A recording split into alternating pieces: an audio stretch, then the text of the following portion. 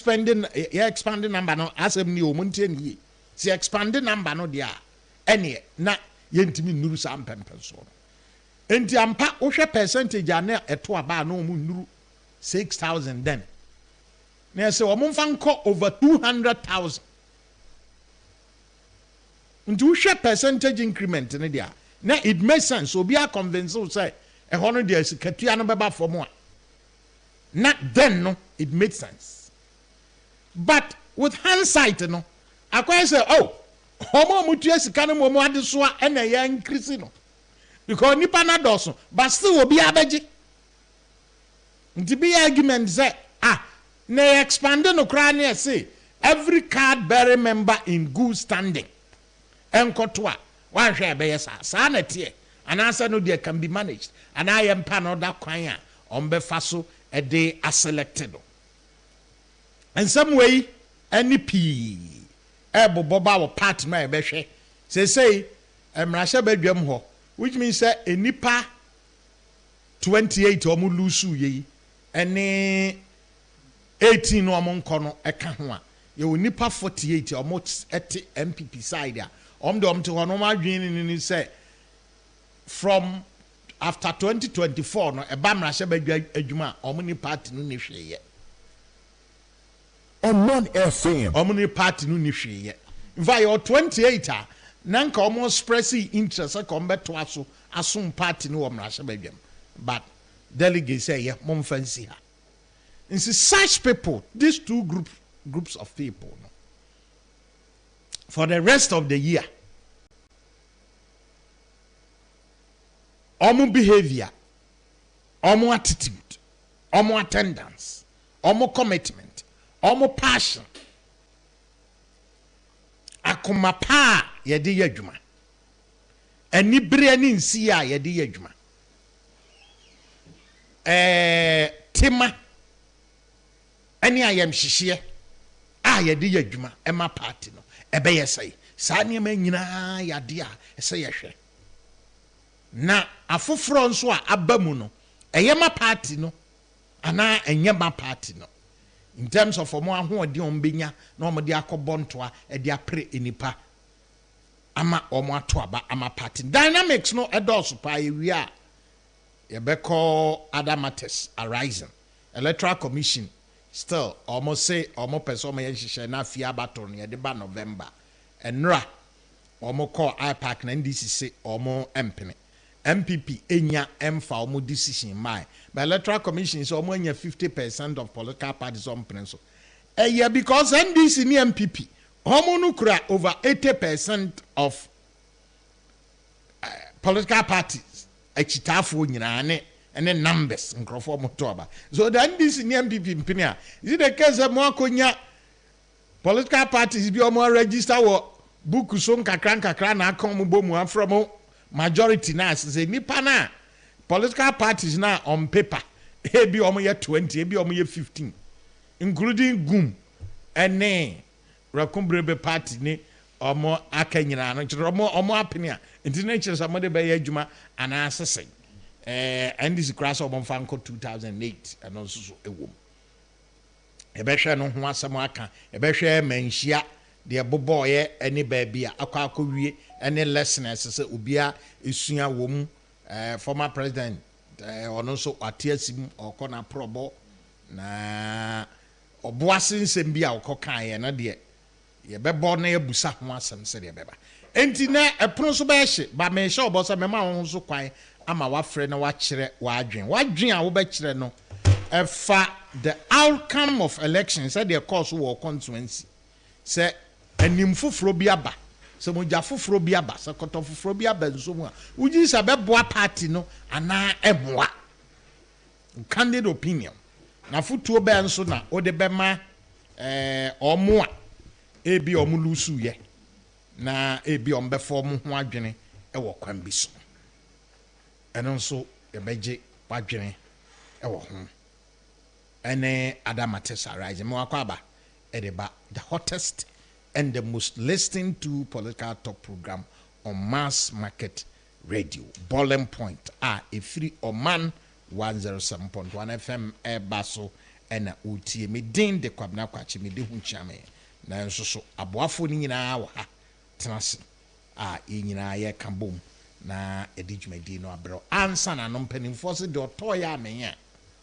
ochena won sa ntobiem enti won a wafa dwumadi a obɔ ho ka no yenyo mo ho nsamode na afi yentumi entoaso na yemfamra de number obetim de contribution afaso abano ebema na yemfase da ma ye proud sponsors na yenka enkyerɛw sɛ Salem Real Estate for omo aye krado so ma obabi partner ene sɛ omo achichiri krom my friend no the City of David eye 2 and 3 bedroom houses afie ene yesi wenya state house a yesi plot popocho so da bi ura the City of David mu a eda bia te no ho obabi yesi a plot da ho kama facilities ewom kama a obetumi anya baabi atena ama ohun atɔ na ye de aseda ma Franco Trading Enterprise original phones and accessories ho na telephone and accessories ba ne no de kan say almost the air conditioners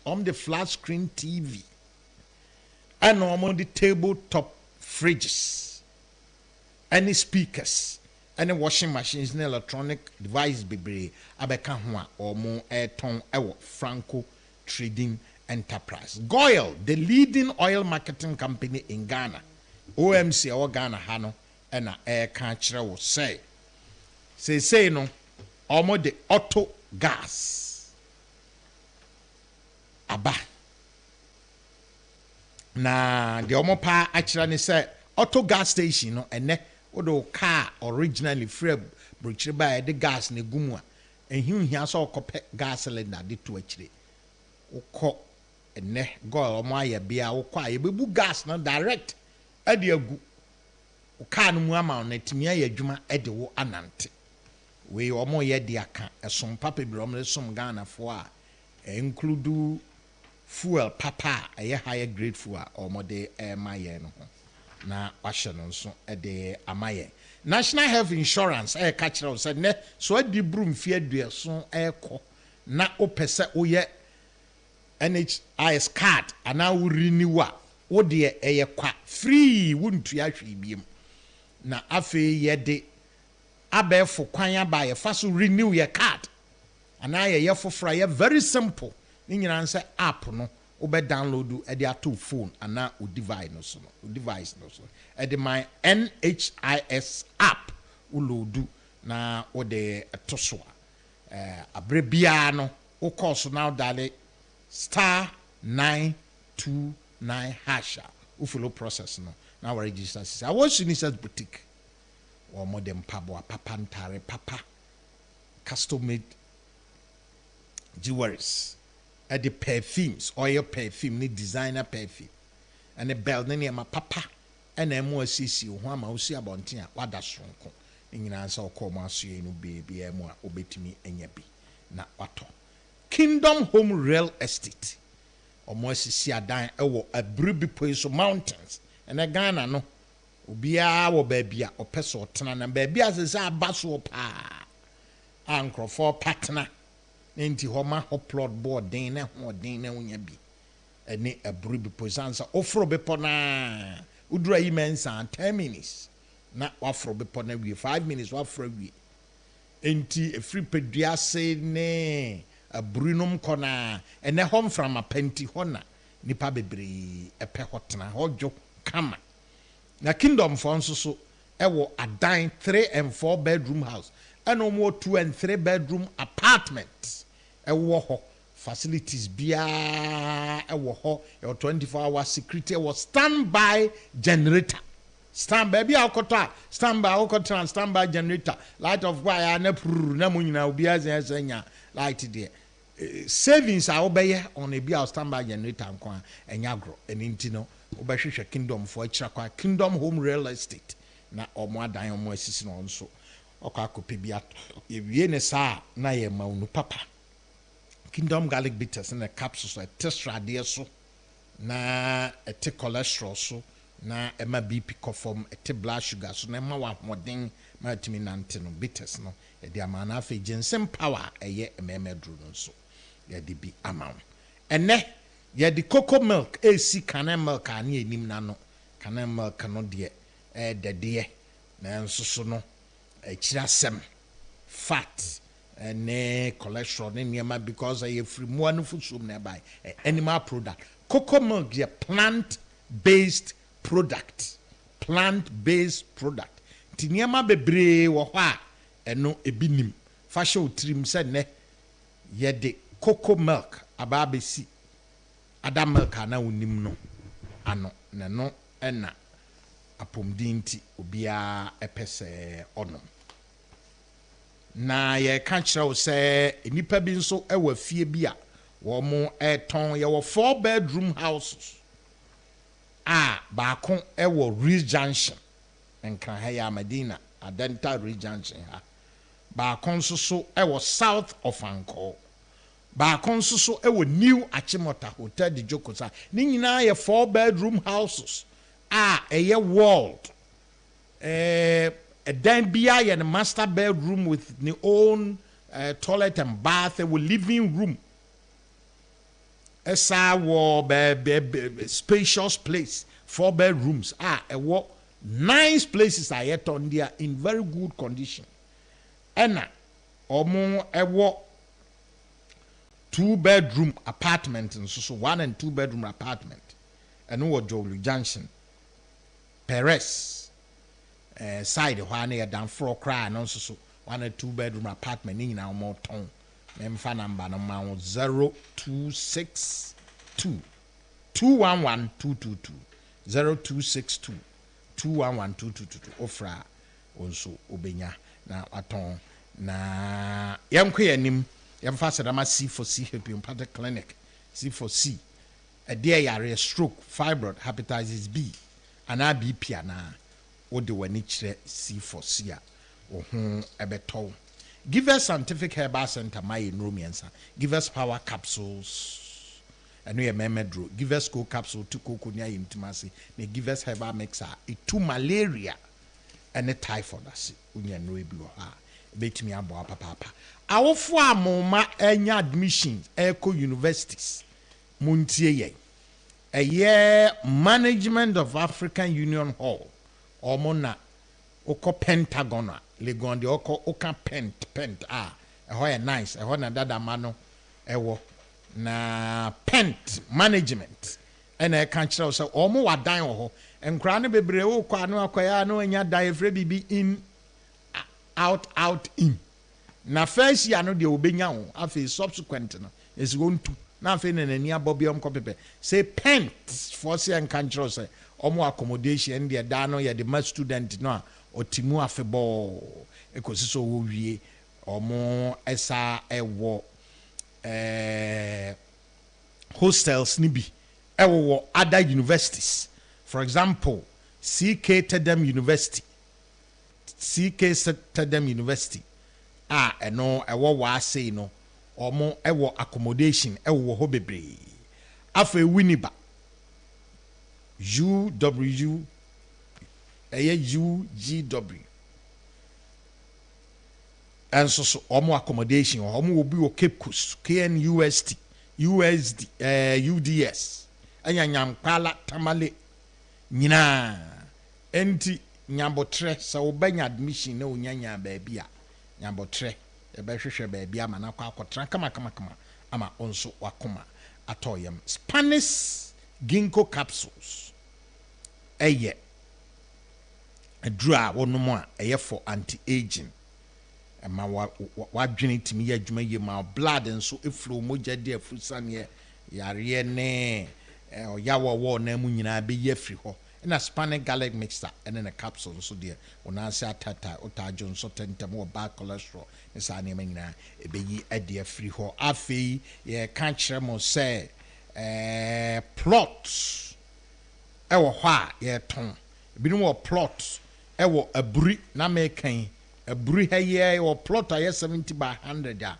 omo ton a ebo no ye papa ye negotiable ena omo sa wo plots duduo bi nsuso ewo kutunse ebe amasaman ye pukwa ase amasaman kwa ya so eno nsuso plot a ye ton eno no Shannon Sumaye na yemfa number no mouse si ampo yemko yanim 0242 341216 0242 341216 and 0277 638792 0277 638792 and 055 933 4966 where your plots are a brew any kutunsia and kratada swa or more town on Omanfm there. Yamfire Hon Yadim, see him say a genuine. And Tiavian said, Yabasha Bibi Kakrabi na fe yafshe, and some no said ye city so. Now you are Sana Mamo Quine. Ama the outcome of MPP primaries said ye buy meme denumre na abetose 28 sitting members of parliament and na compares or motor so edomosi be kweni me wia abedwafo ye ne mrahye abedwafo mo fa election mu bi abetras honorable Andy Kwame Apia Kubi MP Adema Asante Achim North our bill is so Honorable Kennedy Osayanko and afi Honorable Sylvester Tete Ayesly and MP for Botiano English Honorable Kennedy Nsuso Eko Swedro aye Achim Swedro onso nti omo ye nkrofo mu nyina fam no obi an timi fam election interesting facts and figures bi omu a ye de bebrem nti wa ye krado ma ye krado but number wo betimi de wo message na WhatsApp afa so no ya 0534 438438 0534 438438 mayansanka wadwene abantam a ene be ka na ntam di amount but as usual ubetumi send your email wofa kk@gmail.com and also yang saka ya be kenkan na ye de amount enjo wa hene ma hu so wa hwe ngoma mu atwira wa see the e design nyame adom so you for nam say Jack Toronto ni unia ketwa Jomahama see the do nam no nya share Jack Toronto ni unia ketwa idi o de from ampani no Jomahama e di o de frɛ mampani Akufo Addo ne vice president say Jack Toronto ni unia ketwa e wo mu ano di bia ba opana no ke tutu dia en go visa Ghana for nya din to opa ma mi fo lines say John Mama started to microphone inti muma ni di nka de obete no Omanfm anya sa na ekọ Dabi onhwe so onye ne campaign enka de obeka but wakọ oboase akọka nsem bi yeah over you see otumfo oboase Anglo Gold asemoyi egui ma omu adwuma yefo nyina off yeah Omanfm Emma obia a fact say Anglo Gold egui ewo NDC ne president Mahama epenso ye nyina kan sabre no the government had no response abaya ntimi amayi ne ho ano abaya nka se oh enye no kre mokọ a engui na sa na se nkyiremu ni mining gwe na conform na egui enna na company di omo timpimpem you also ko be you tum for voice yeah because ya tena ha abo saade na so enti nanado baaye no enna whatever effort ana e koso omu yiri mu ye mu adwuma de ye ya but otumfo ka kire ye se otumfo tsa asante ne ka kire Ghana fo se otu anamon because adi na egunu ne ha no ntu otu anamon se aba no wo so sabre no onya hu bibi nanka mine no ntimi nyina ne na se amene o ka sei Anglo Gold almost over 4,000 workers direct. Yeah. I can tell you, say, a big salaries range from $10,000 to $15,000 to even $20,000. Yeah. A big $5,000, a big $2,000. Yeah, more Ghana for money, no. Omo ya adwuma mining company nti omo ka wo cedi so Dabi omo nti jiska omo ka or dollar equivalent ene edi tu omo ka to omo ja adwuma omo ja katua kese so omo wo ba bia eboa economy no oboa se kro no enyamoy yeah ene na Dubai no nyo obi apenso na niam tim yeye oboa se kro ne ukohwe said oboasi kura kane na yegusu mfuturo na no mo aya no di koso di twampo ase okohwe oboasi na eno oboasi no abaya na twam na no mo na anya ho hwe yeah na do abai de oboasi wa man first left monko oboasi secondary school enkohwe kwan asfalta ewo the campus yeah it's true and the whole township about do aye irrigate amount the constituency now branch na urema na keti nzo nyumi mo me afa memora mo mama ne adwalanga o de kan ase mi ofa wa urema obepie eye tutu kade kon asphalt nko that I mean 28 ya me ko bo ase na o hwe asphalt wo kro no ma nya so obi say and nya so obi say enti ho de odumfo kan say enye bosrem kan gabi. He sat through all the meetings. No more try say by revival Anglo Gold. Anyi. Nti na do buy no a omo ye nhihye na edana yes be Anglo Gold no.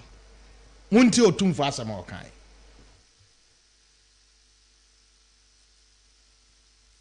Nei. So, ama panyi wadama. So, ayare woni anije. Na yede nyame ase so na wadama enne waso timi bie ne ahia ha ne yesa hwe oboase man ya egu ye kra enne ye hwese de be ye besa pagya ma na gina ho bio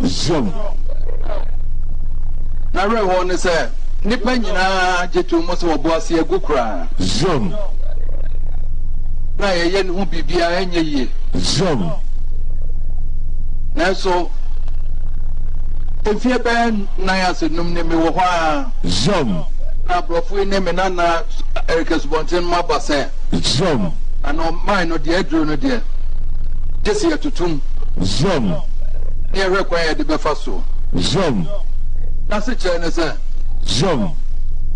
na ampa mai no ye na eboka de tosu bio ne galamse so asa afa ho aka edina ya yenu hu bibia enye ye edru baby me wo hwa na ye be ka kire me se galamse fo ya kwa adanse shaft no kura hwa ma hanyina flodo ifra ban wo te so se me se mo ma soja fo nkoye ma me ka kire me se na entimi nkoma soja fo nko tututu o hosa te South Africa enti me ma ngu edru baby wo mo se atum ye beto ama me $1 man yin nyina ye beto ama me $1 ye betutum de safo na breme enhia me pa wo mo chose ye nyai na me pa baba nyame tumi ntibe ye ana edru say enti ameka sa roho ne anije no na edru baby me friends an ye ntwa asase ne bi kura mam galamsefo no na omu no nkoye hote de be a omu nko ba bia man no wo no nko se no ne de bi ebesa ye ni nyina ye nso na afi enye ye ni nyina abatwam na nyame ncha de 2017 de nti America se ena ni je se Omanfm Akufo-Addo ena me ne no nyina gina ha ye bie man sanso ba ye na nibra ba mu a aba na pia so a ma parliament ne bibia hyehyɛ bi a wɔse yɛ bia aya enne yenya man ya enne ye bebie Omanfm atie for me gisa mu nyina ma tie voice we otumfo kae ache ebe 6 years ni Wednesday 23rd January 2019 and otumfo kasa satam na afine ye say bia no bio awboase na man na gu na oka say ebe mfie 9 ni nti 20 19 and no Casadia. Naturally, he was referring to 4 years. 4 years ago. Before. Yeah, that was 2014. 2014. And a collapse saying a good cry a tomb. Obia what here bet me Google. Yeah. Na watch it. Where your facts are woho. Yanti emuaye bia free and this year no. And former president your mama or pay vote efra santimantemu na osa call obuasia mb before mumu tena wona se muni anu ye amode be ma no wa santimantemu any adia this week giadek enya partner Century Oil Refinery enya partner omo ni omo omba be si bauxite refinery no mo aye yi no your political party nyesa wo do ano wo purpose bi nti wo pe nipa bi vote nti na ateasim na wako so bi ba betisim ba santima no bi say e de na mo aye ama santima dem na mu ntimi nka ne mo asam munya binga. Now let me come to this issue. Omanfm. Sa asemi ba ye NDC need response into Omanfm country. Now John Mama must go to Ashanti region. Necessary kwa onya bibi kaka. Hey, asembia ekoso e wa NDC ne John Mama penso.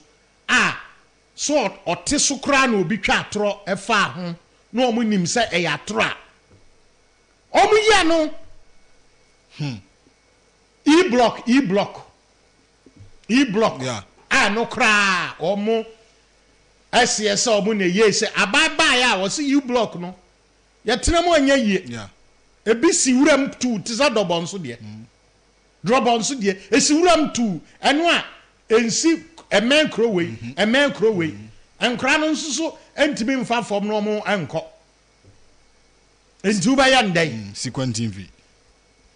Uba ya ndai. Enti twen ma yensi boarding mfa mata ho ansa na yae. E-blocks ene NDC projects omu claim say MPP buy omu abandon no ne di omu ba omu claim afa. Omu MPP akon project ho sa besi samre. It's about setting the record straight. So unim say me na me ya ade we. Omu nim say me ya ade we no obi ba oba be eniema bebre wo ho a. Na na do buy bia wo to us airport you say NDC claims on NDC here me boy. Yeah. This no man claims on na ye. Yes asem we ache. Enti wo anu ye bia. O twen ya election year. But of course wa ko boase wo ye nipa. Enti wan hwa wo kasa nyina wo nkrofo adwim se na wo nye wani. O penso na Anglo Gold gu ye ma akro ibo saman. Ahabo mfutu. Ene work uni conscience what's aba be boat enti o call ye no okoduru ho no said ye ono ane principle kire no say in politics the obeka omanfo adwen be dane ama obi a no necessary oka utwa tro kakra enti enti na asem o koka kire oboasefo 6 years after otumfo 2019 4 years yeah 4 years 4 years after otumfo made that statement na yemu se Ashanti Gold sika koko a omutu efiase no na kofom we say o hwe mining companies ni bia Ashanti Gold eba Ghana mu eja omokra na gold omutu efifom no abetwa obwase de no ho nti omankasa eba me ho 2014 at the amended program of mining operations in Obwase Ebreme se aban ede ne sato so na yama omukwan a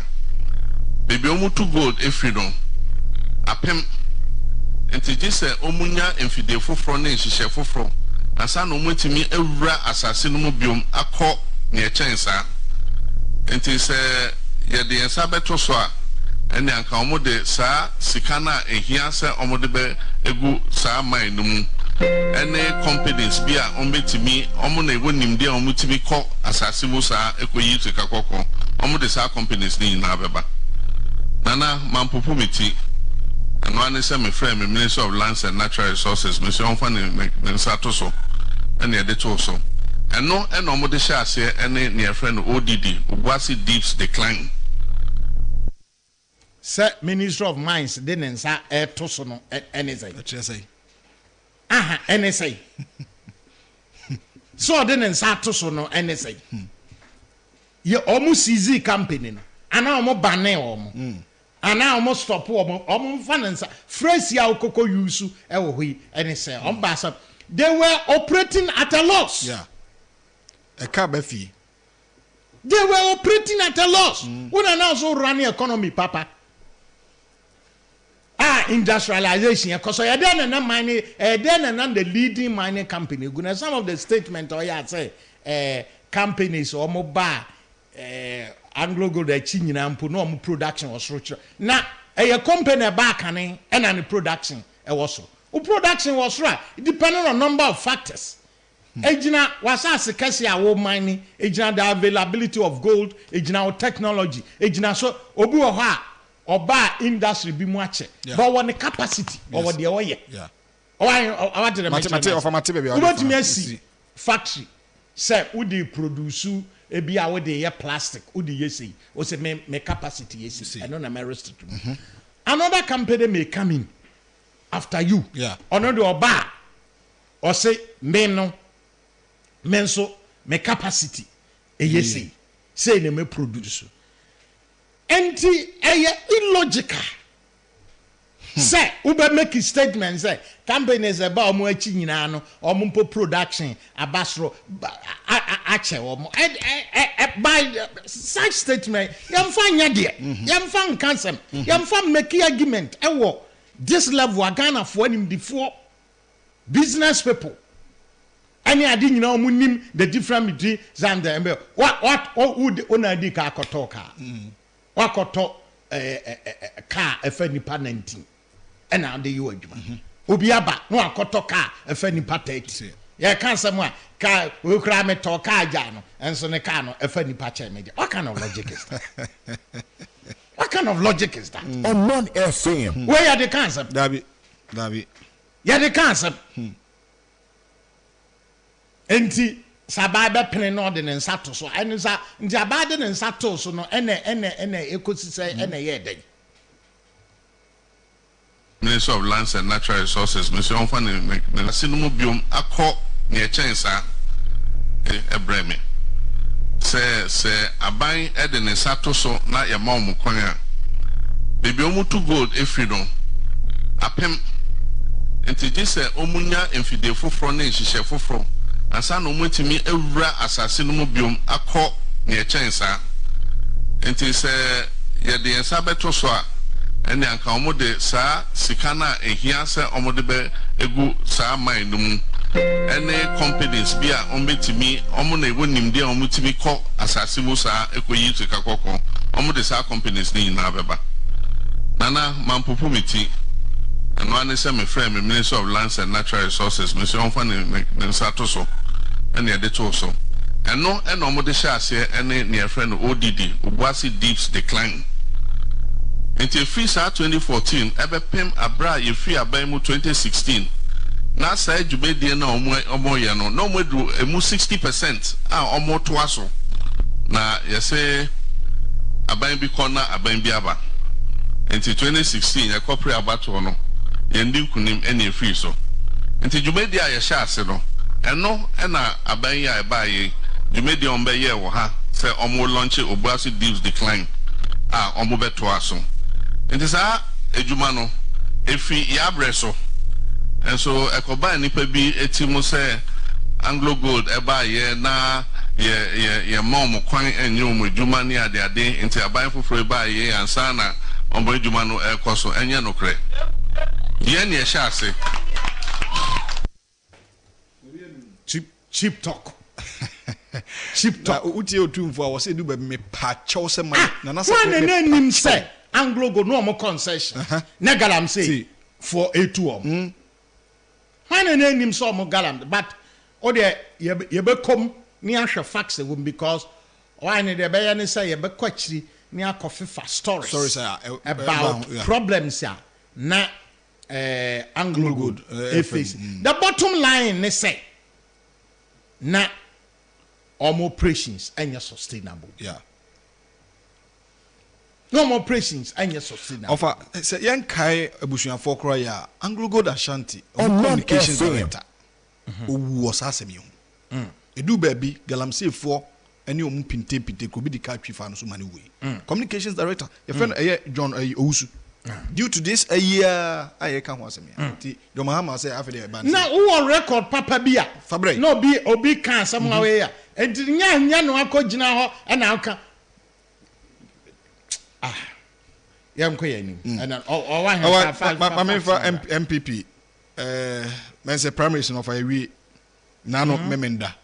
Ebi atete ahwe na of an Ashanti region. Ya compile omo ewini ni omo mulusu ni nyina ewa ha. Ti ebe boso na omanfo ehu. Dia ekoso ewo NPP amanyoko no da memenda ewo parliamentary primaries ni mo. Oba sha se free eye Efija Kwabre North. Eho enipa mienu ene contest Collins Adumako Mensa. Ena Daniel Ajare. Collins Adumako Mensa na incumbent. Onya 268 and Ajare nya 176. Na say incumbent MP no or returning seat. Yeah.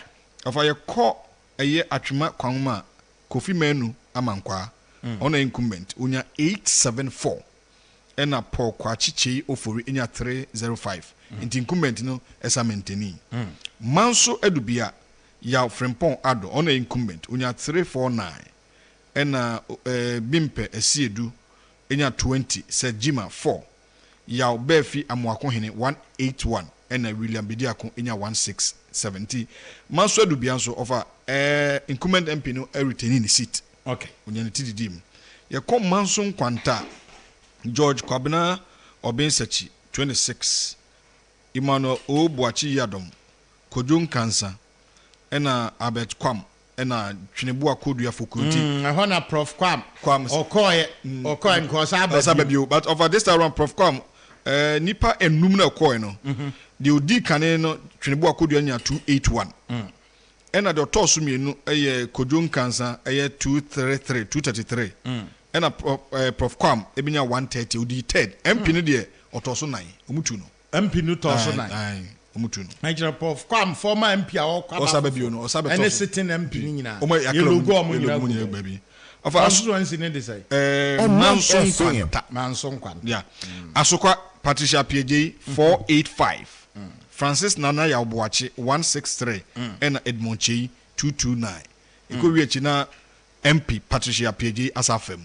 wasafem Atwiman Wabidwa North Yewura Benito Usubio of Awankobio this Benito Wankobio ti nipa mienu afoforo mienu Frank Yeboa 514 and Dixon Osesibi 255 into Frank Yeboa na fam Ahafano North Eric Nanajima Prempe Nadmo yeah on say Honzo MP nanko Sule Ankobio and 393 and Nanajima Prempe nyai and Afosu Frimponya 311 and also the choir and no Ahafano Southeast John Wesley Usubuatin 82 vote. Emmanuel Osei-Boatin 76, Frederick Echampon 164, and Roy Giabo entry 29, and Boatin Obi inya 80. Frederick Echampon no, and also and say Honsu ya fofora Obi MPNS Wankobio. Yakwa Hafano Southwest Osei Mensa Dapa and elected 357. Peter Chumesi over Openi Mensa Odia Gudim Akotinepa. Unya 7 vote.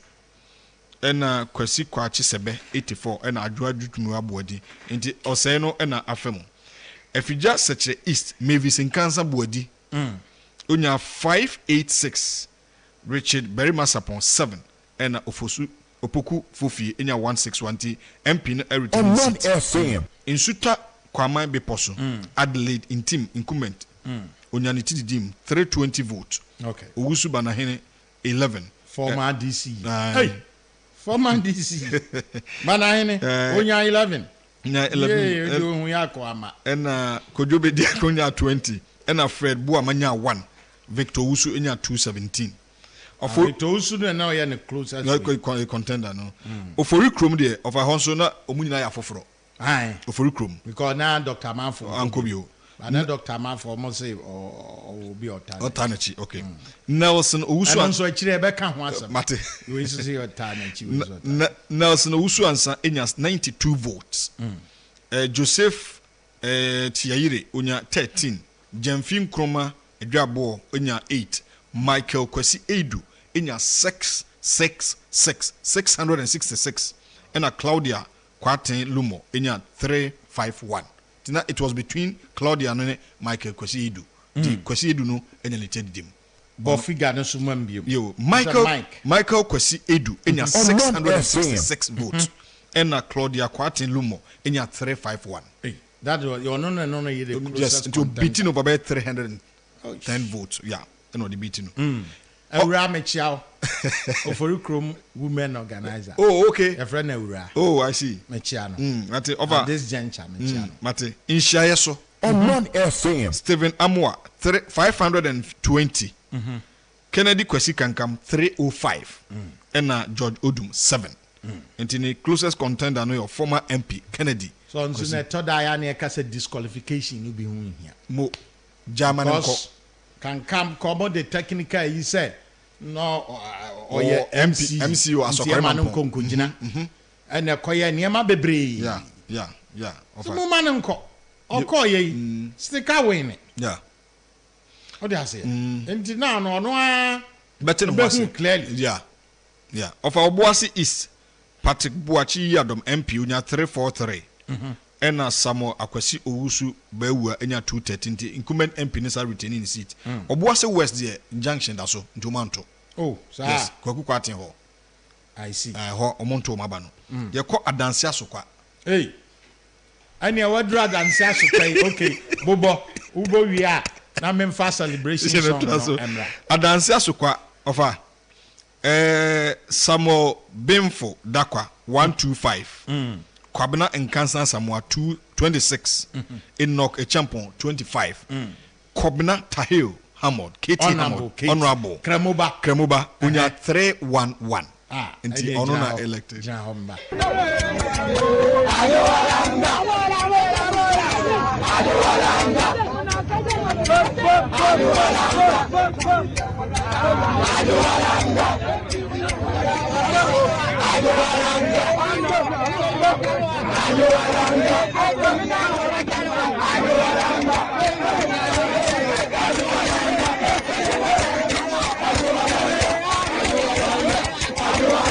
Omanfm.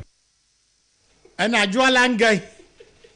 Anna, Ebusa Kramoba, Sana Kramoba, Numi Etison. Na, Yentie said your no so. Oton. Puna, Ajualanga, Chikarina Bado, Ajualanga, Wuchi, Ajualanga, Purina, Ajualanga. Na Kramoba no ya de anyum no. No ni pa o kai do ma tem ha ro kwa ni ma sna wa ka ya dia ni ma wa si ya ni so Ajualanga, e de ya no.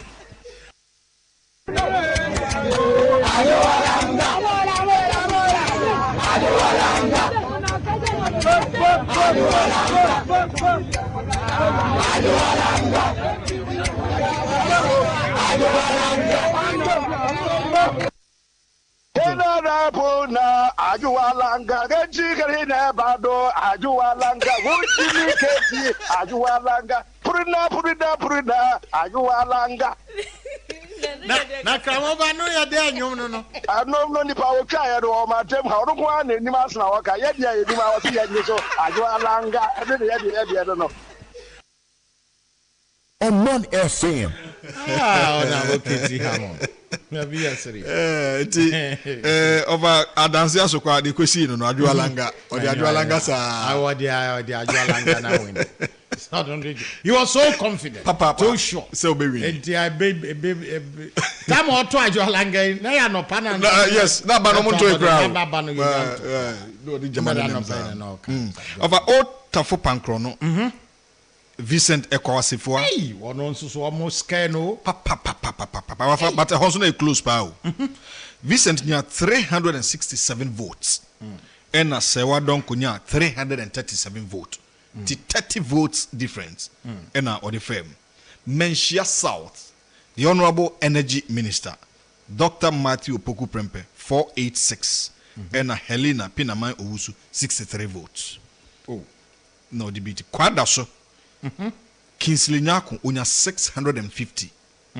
And the closest contender, no, Vincent Frimpong Menu, enya 296. And the incumbent MP na femu. Of Asante Achim Central. Asante Achim Central, Kwame, and you may do entry, incumbent MP. 374 votes. A honor ne Kofi Ofosunkan. Yes. Asante Achim ho, your friend of the battle of the CEOs versus the incumbent MPs. Omumi and 3 Asante Achim Central, Asante Achim North, Asante Achim South. Omuni na CEOs. Yenya CEOs omo ya bampen fo a omo ko contest incumbent MPs no. But omo nyina so sitting MPs no cream omo hwe. Eho Nana Adjumai Amponsa nya 4 and Kofi Ofosunkan nya 213. Nti eno ne koyo no Asante Achim South. Kwaku Asante Boat incumbent MP 522. Eric Amufa 50 vote. Bice Osekofo Obo enya 280. Inti Honsu incumbent MP ni firm. Asante Achim North, Andy Kwame Apia Kubi, 226 votes. Kojoba Ajimai, 103 votes. Samuel Kojo Frimpong, 160 votes. And Stephen Obin Saka, 67. And Kwesi Kwati nya 12. PRO for Ministry of Education, unya 12 votes. Ewo Asante Achim. Kwesi Kwati ana no den dia ye friend. Unya 12. Yo. Ye Menshia North, Akwasi Kunedu incumbent MP 389 votes. Richard Osebanfo 283 votes. And Collins Oussamankwa enya 15. Over say Randy. Sir Randy. Adi amodi aye no. Yo. Na Swame Yera Chairman Sabunsu Ankobionti afofro makomako ennan ene fremu. Michael Ofosubuache the MC Oswame of unya 410 votes. Ono na Yura MC ono na Yura Chairman Sabunsu tane chide. Yeah. So say or the nishira team penning for no for bi. No de ba yeah. Pius a champion nya 4. Kwabena Osedu bofo nya 3 of our presidential former president for 8. Oh, unya 3 doc unya 3 vote. Nti ye hwa doc na we kra. And John of John Dakon enya 491 lawyer no. Nti ono mo electing for Swami. Bantama the Honorable Works and Housing Minister Francis Asensubuache 650 votes. And Raf a Japan enya 181. And incumbent MP retaining the seat. Atweman Wabidja South Emmanuel Eje Anhwere of our incumbent MP Otepe. Anhwere Otofo mukra Dabaya 209 votes. Shelley Chey enya 395. George Tufo enya 324. Ena Dennis Ado enya 6. Njofa ushe ehono dia it was between Shelley Chey no and George Tufo. MP nukra ebedi third. Incumbent MP eye Anhwere ono obedi third. Oh, Anhwere third. Second. The second year George Tufo onya 324. Hey. Ena Anhwere nya 209. DSP Tufo former police penny yeah, former paymaster general. Yes. Atweman Ponua the honorable former sports minister. Since 2004 no ba parliament. Sabre no mfibe dununum. He was the youngest parliamentarian that time. The honorable Isaac Kwame Esiama of unya 330 votes. Osebonsu Christian 72. John Oforiatanya 247. And Seth Osakutunya 377. Into Osakutunu ne 2 incumbent MP no. Bosome Frey Honso incumbent MP no fa no so to form. Hey, Bosome Frey Honso. Akwasi da Konboaten unya 187 votes. Peter Eje Ajimai 40. Asarbedi Akonyi Yadom unya 3. Joyce Adjua Akodei of our na former MP Akwasi Boaten bitu no. Osaba unya 5 votes. Former MP. Former MP. Former MP. Ono na Akwasi Boaten bitu no. Anyway do hu yakwa. Wanko ena Nana Kwame Asafo Eje aye. Ona elected 233. I see. Yes. Also for Honso mo de kokoto. Obi di court say Asafo Eje na ye no free ho and answer bibebe ko wi na court class ye nto aba no ti Asafo Eje ye no abetu sa nipa. Omanfm. Efija Kwabre South Damata ama Apinama Salam 548 and Richard Apia Kubi enya 414. Efija Kwabre South George Sapon 48 ama Puma Boatin 120 and Francis KB Owusu Echao. Nti ama Puma Boatin was the incumbent of ono so matuno. Francis Owusu Echao no etuno. Bekwai of Almighty Bekwai.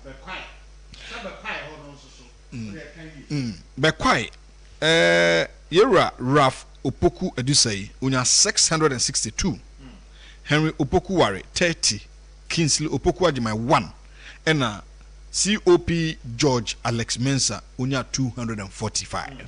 Enti Raf Opoku Edusei no ena elected no. Odo Tobiri Emmanuel Akwesi Jamfi 292. Ono so na of na incumbent ono so etu no. Anthony Emie enya 340. Philip Japon Jima enya 33 ena ewu lot enya 60. Kwabere East there Francisca Oten wankobio. Nti Opoku Ajima Bonsu enya 341. Patrick Amwakotufo enso enya 391. George Opon enya 183. Daniel Boatinya 32 ena Onyina Echampon Akwesi of our Onunya 408. Nti ona elected no. Offensive North incumbent MP so of our noso omutuno. The Honorable Augustine Collins in team. On na incumbent MP onya 231. Fred Che Asamoah enya 378 vote and a Roxanne Kweku Edubuahin enya 1. Enti offensive North and incumbent MP no of our noso omutuno. Yako Subin so incumbent MP Eugene Boachi MP unya 103. Kofi 103 votes. Kofi Obri Yeboah unya 734. Hey! Of a Subin Diana Node. Lawyer Obri. And Eugene Boachi MP. Oh, of a vote difference of 103 votes. And lawyer Obri, Kofi Obri Yeboah unya 734. Mamingu the other people no. Papa Akwesi Opon from Ponya 6. Omanfm. Frank Kojo Dudu enya 10. Oh. Nti e kan mo de no kwa be himself asel. We beating by 600 votes. Mampon de no so offer and so court. Ena akrofom okọ on oppose offensive south on oppose afija sokore afija sel sokore bosomtwe ena edweso. Nti offer we Ashanti region. Omo munya omutididi mu. I think say anka yetime peke atie for no reaction. Yeah. So we are near sure and ansana onabo and ansana emrasha be for no atanse. Akasa. Okay. Yes. And into quickly no men call 4 lines no. Yeah. Na baby achichi abo ano ane sana no. Na baby nso a share bo. Ya to aba na wie. Ebi akọ. Ana say ebi anto aso, ebi to aso. Omo kọ, omo ba mu foforo. The outcome of the election saying a bit me affect party no future positively or negatively. Manity true nke positive aspect no.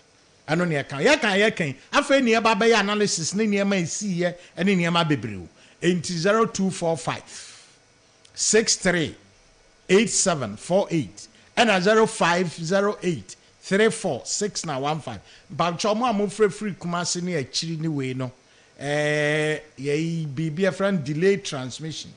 Time mo obete no na ya kana hache nti so say why you wadwen say oh frɛ dia phone na wo de frɛ no eno na tie wo humbum na ofra na wakasa ofra dum radio no na tie wo ho e wo phone no so ya peke wo ne ya hello a obete ya nka wo phone no so mentie hello no e wo radio no mu o yesa e be hawo yan call line no so na fi yan twetwe enkomo.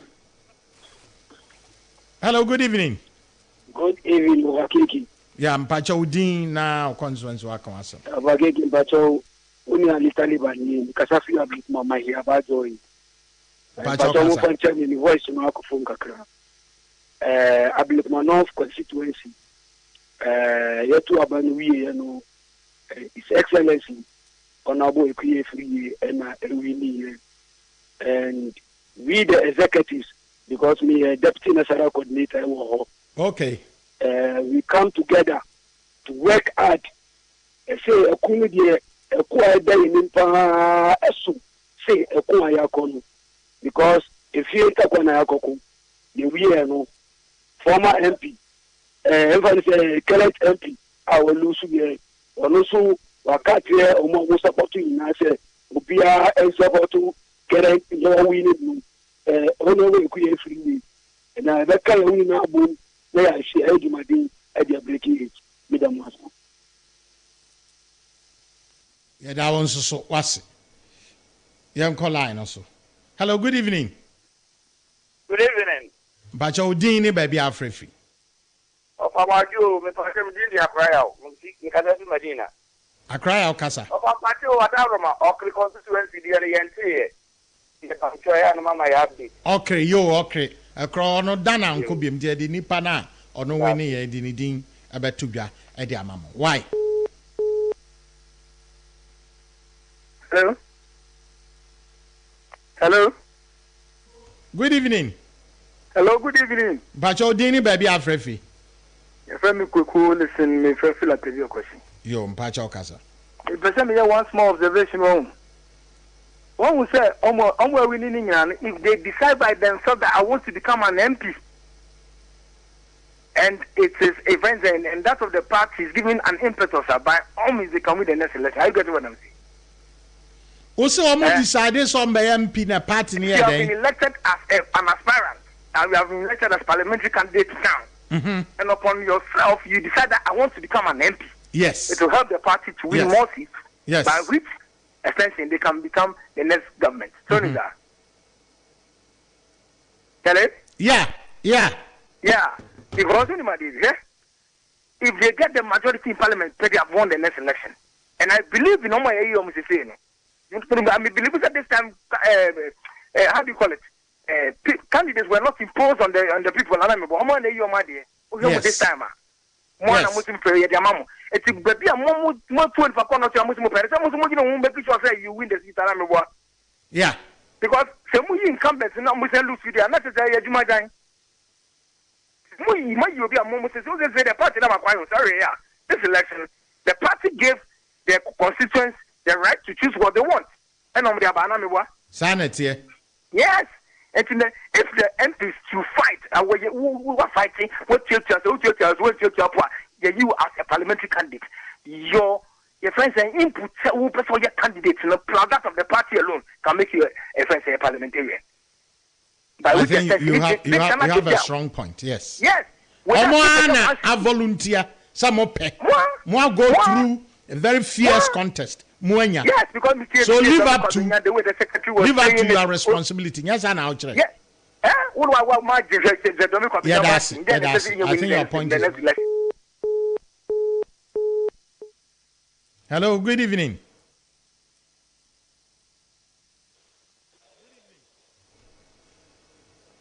Hello, good evening. Good evening. Bacho Dina Kawasam. You hear me? This is Rodoko. Bacho Kasa. Bacho, Namishramo, Energy Mapamu. Mimi wa Abrekuma. Ni Papa no Beka, yeno. Say, we are winning, now we are winning. And how to say, Daben or winning, Daben or fair, and delegates in your answer in your income in your plea. I am say resource no buy no grounds honor or kasaye. Masa. Nanso udie kwetiri ana wankasa ye investigation na kasa na kwa around na ti ebi mo ajija ebi mu won mu monde na di na omu ye da be na wa kwa no cho se wa yi ya no wodom ma ku kwa che ti se wa pa no cho o ki ye ni papa bo na ye nipa Yankupon Boam, not the Bia and call you Mao. See our Muya road. It's information this road no we are no. A month for back or taking your Muya road no. Nipana, no one MP Nipana, or move when you move wide no. We ain't so far. We know that I say a few win here. Omuya Yamabia and yet you may call no more before from Brad. I would try. Nature said, don't know kind yet. A Robin swabem.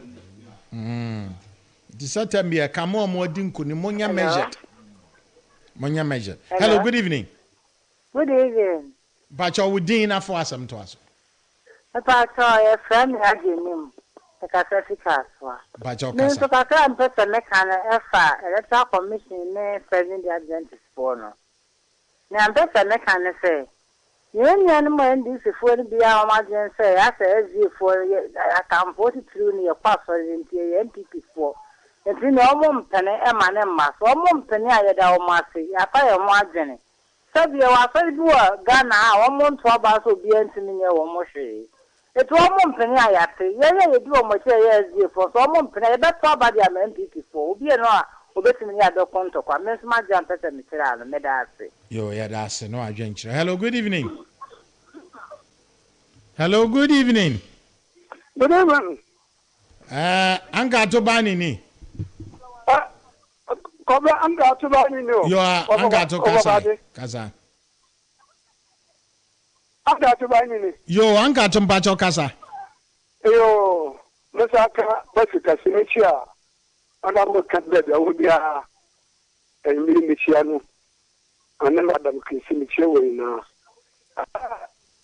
Me did that shapa MPP would go for what the two are what the primaries abua other can compare way to the last 4 years dinner in position here the dinner I don't know also MPP papa ma a yellow city the bench and the way why the mean one would be our crime walk contest a babua no I maybe the could be now me get there.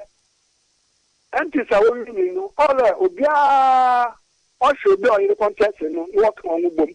Na 2024 about to lie what to do open papa all here. All your mama. A crown number bell track no. Not as in that small kitchen alone yet. It's all better. It's the blah. Omanfm. What time and one hour. Obama, the Sama. So the odd number of accounts for seeing one another. Over there, I could be some of it. The Nina, or what you are about with your communication. It's possible, but say, you know, I would have papa, that your mamma could show the none yet. Let you to say, let her the baby. She can some more about to I boss you. In the beginning, the next a conference out there. Over there, over the quaint. Obiara can't bear mama. What can you do? See $4 about $2. We get less on by the ma. I speak up the bear. Delegate what Joe Wadell for Sigala Mahunu. I don't go from my back to the name at the hall. Others are not considered. If you had was a wages cap, no one will say every can't bear mama. Say, I want to a baby. I will carry this for $1. About Boston. There is this conference about in terms of the next conference. What should I say about what? Yeah, that's it. Anchor to say the Osikan scan as is scare and can with this guy. Oh, Mama Kai. Hello, good evening. Good evening, Oba. Bajo Dini, baby, Afro. Independent officer. Your Bajo Casa. What did he kind of electoral commission about? I say, BBI from the 2 points and Chophobia, almost a multi-electoral commission. Among count. And so can be Bassa, never, I can prove with absolute no more that. Now, for Meta say, you almost free parliament, you know. That's right. Almost high. I'm a experienced bonus, yes, parliament, and one of another friend. Obien, why I won't know, not parliamentary. And my parliament, almost standing out there somebody has no, he's young. It makes less time, you know. And I, the year experience, Obien experience. So when you say you're going to be on my front line, yes. The moment I was parliament, I will shut down the parliament. Now, so being, it's only a sign, the year for the blackout. To be able to get back. Then people come up and say, yes, go to receptive go to the crowd. I am more than some of them. Into an opportunity now, you're empty. Now, majority leader, now whatever. But I have never been a passing show because you go to the blue shop. What you are, you must say, experience for you almost on a Pantiano. You need to learn in over. I'm sure. That's it. But independent, men never say this will be our concept. Okay, say Obi say yes, Obia standing on this near the Obia betumi asua, but still ebinom it take time in a bit the again experience na ye kan. Hello, good evening. Good evening, Papa. Bajo Dina for some to us. Yo mbacho maone so na kasa na recording. Mejo so. Yo kasa.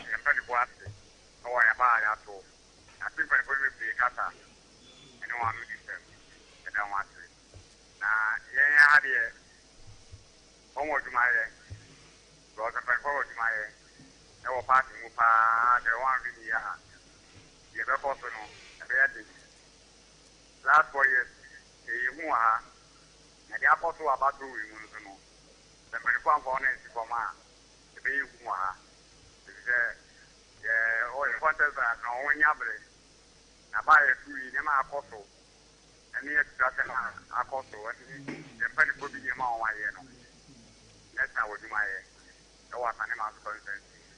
And when you look at it again, and in a good thing, in Crocono. I want any power here. I may probably buy the time of you. You won't be all you need. Yeah, that's it. Anyway, drink. You call lines here. Befa.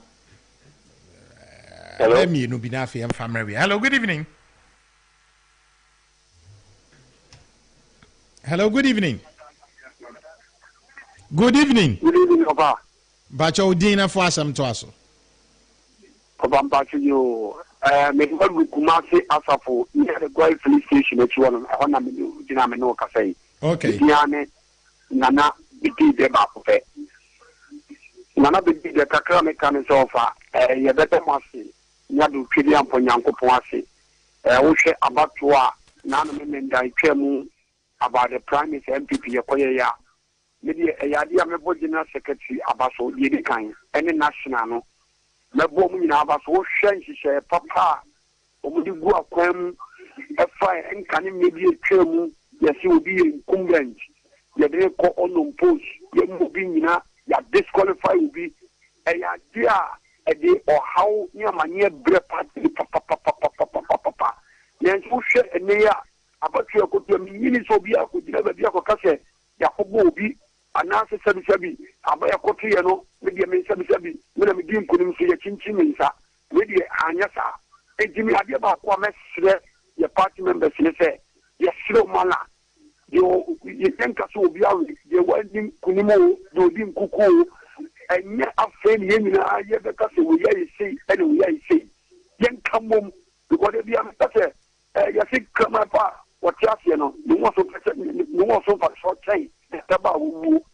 ejimi masire MPP mano any MPP ko efo MPP ko no so etikie na yan kamom na se bi kodina cho enyame wan to ma media me enyame so ma mafia o an mo mu tim be tie jira mi diri se eba ye nyina na ye sofa ebi se sabi o se nyame be tro no ma ye go fa kai de bi enfa ne ko ahayo e ma ni enyi etire masire MPP delegate no any MPP entire MPP members ni ya ye ni bofu yo when you come on the board na fere be ya your mama only message your mama ni message obet dia wini yi saba to so me diri se nyanya kumapa nyanya buto yam nyanya come together ni so agina me diri se be bua man kundia ya pe breaking the date nyanya breaking offer na be di me kakra me kan be di sia me da se eno adwen kire be fa nipa chato. Hello, good evening.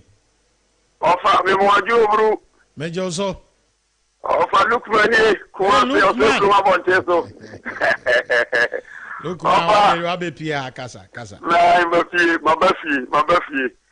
Now offer kakra me kan say eniema ekoso nyina na medical bo national executives ni nyina abaso. Enhyehyɛ ya omudi gu akwam nyina na edamu prun ya chini bia ni o manso bia so ama ho. Na aspirant na omukọ ye omulusu ye eni omomore ne ye no. Minim se general secretary mu ka so ombeti committee bi na nka bia nke 2 year ni manim ye no.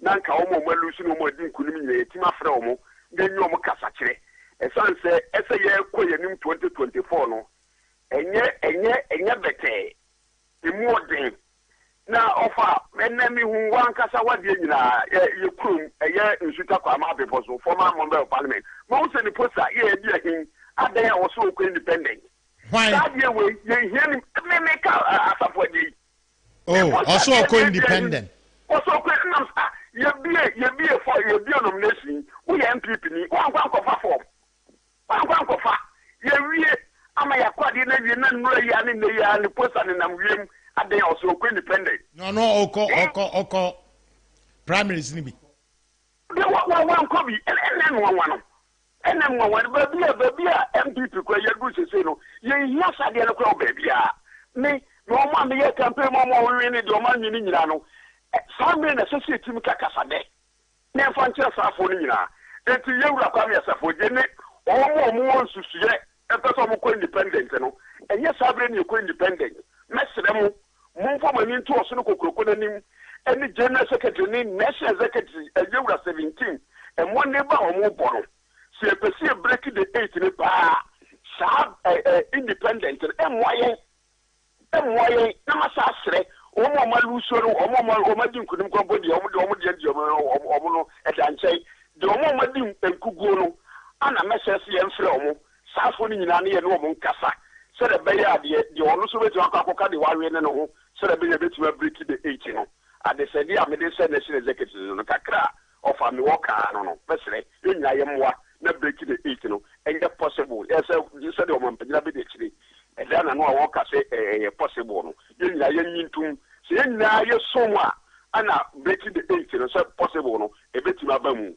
kakra mi worker no me chia mu nyina ye da si lukuma e chia obi anso Boiling Point to take free Oman 107.1 FM FM Okuma senior affiliate stations no enyina afei ye ne ambis kasa na nkomo twetwe a ha no ye da tos correction ketu bi na mrasebia form penifo atranse no mato so na okre obi busa okre de okre vote no of say ene kokoye MC ya wo ye friend na Ado Kenneth Daniel of ononya 275 votes ena Samuel Ukunya 6 Godfred Etua enya 59 Charles Budu enya 49 ena Kofi Bekwen enya 111 enti MC ya owo okre Iradan Botwe anko no ono ena otiminya nkunimdi ko na ofa mistake akraba Menchia North resort no from Soketo bi eba Ira Bamfo Richard no enya 15 votes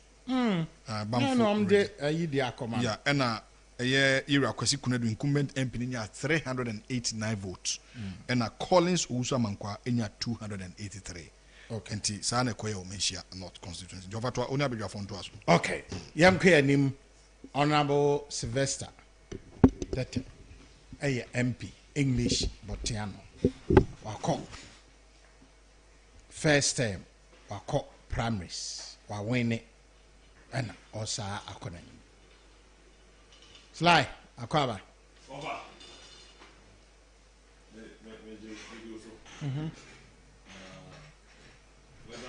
hey Miami fie e ba fie ha che papa abranje okoi onni o ahene no on the me ni topic e wo fie ha over and that will be another time I think the many opportunity wa ha no me constituency team on was sinibo e wo studio ha e me 1 month to primaries. I decided to keep quiet. Now I wanted to ask for a debate. Me no me no. It over me per opportunity. Me constituency team me. There onim for me constituency hono. Offer me to see ni boss say me ye de me call elections are me lose.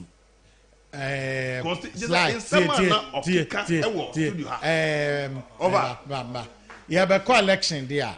Over. On say any now the most important thing they say. But Juma, the most important thing they say. Over. Me win.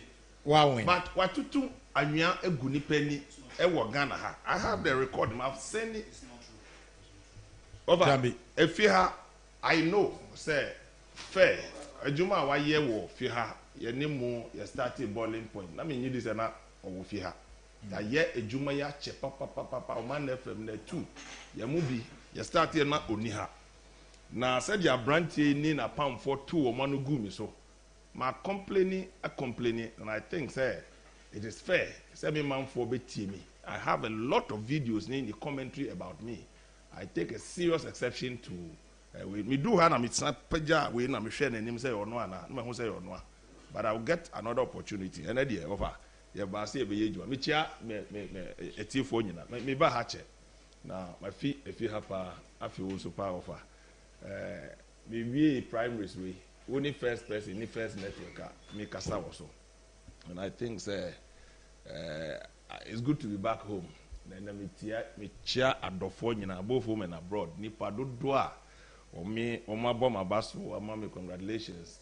Bi wo ho me go so responding to my messages e bi so a me nyanye ye. Me da me constituency for say for the confidence o ma repose me say me sanko the third time of our constituency your constituency obi anya second term wo muda constituency 18 2012 the first MP no NDC ni 2016 any ho no 2016 by me so contesting in 2020 mami win here and the many first candidate I make up for the second time on the ticket of the party so that jinx will be broken for that constituency and I think it will be a third straight victory for the MPP I best cementing authority on that constituency, which I believe Juma Ebeye was our constituency.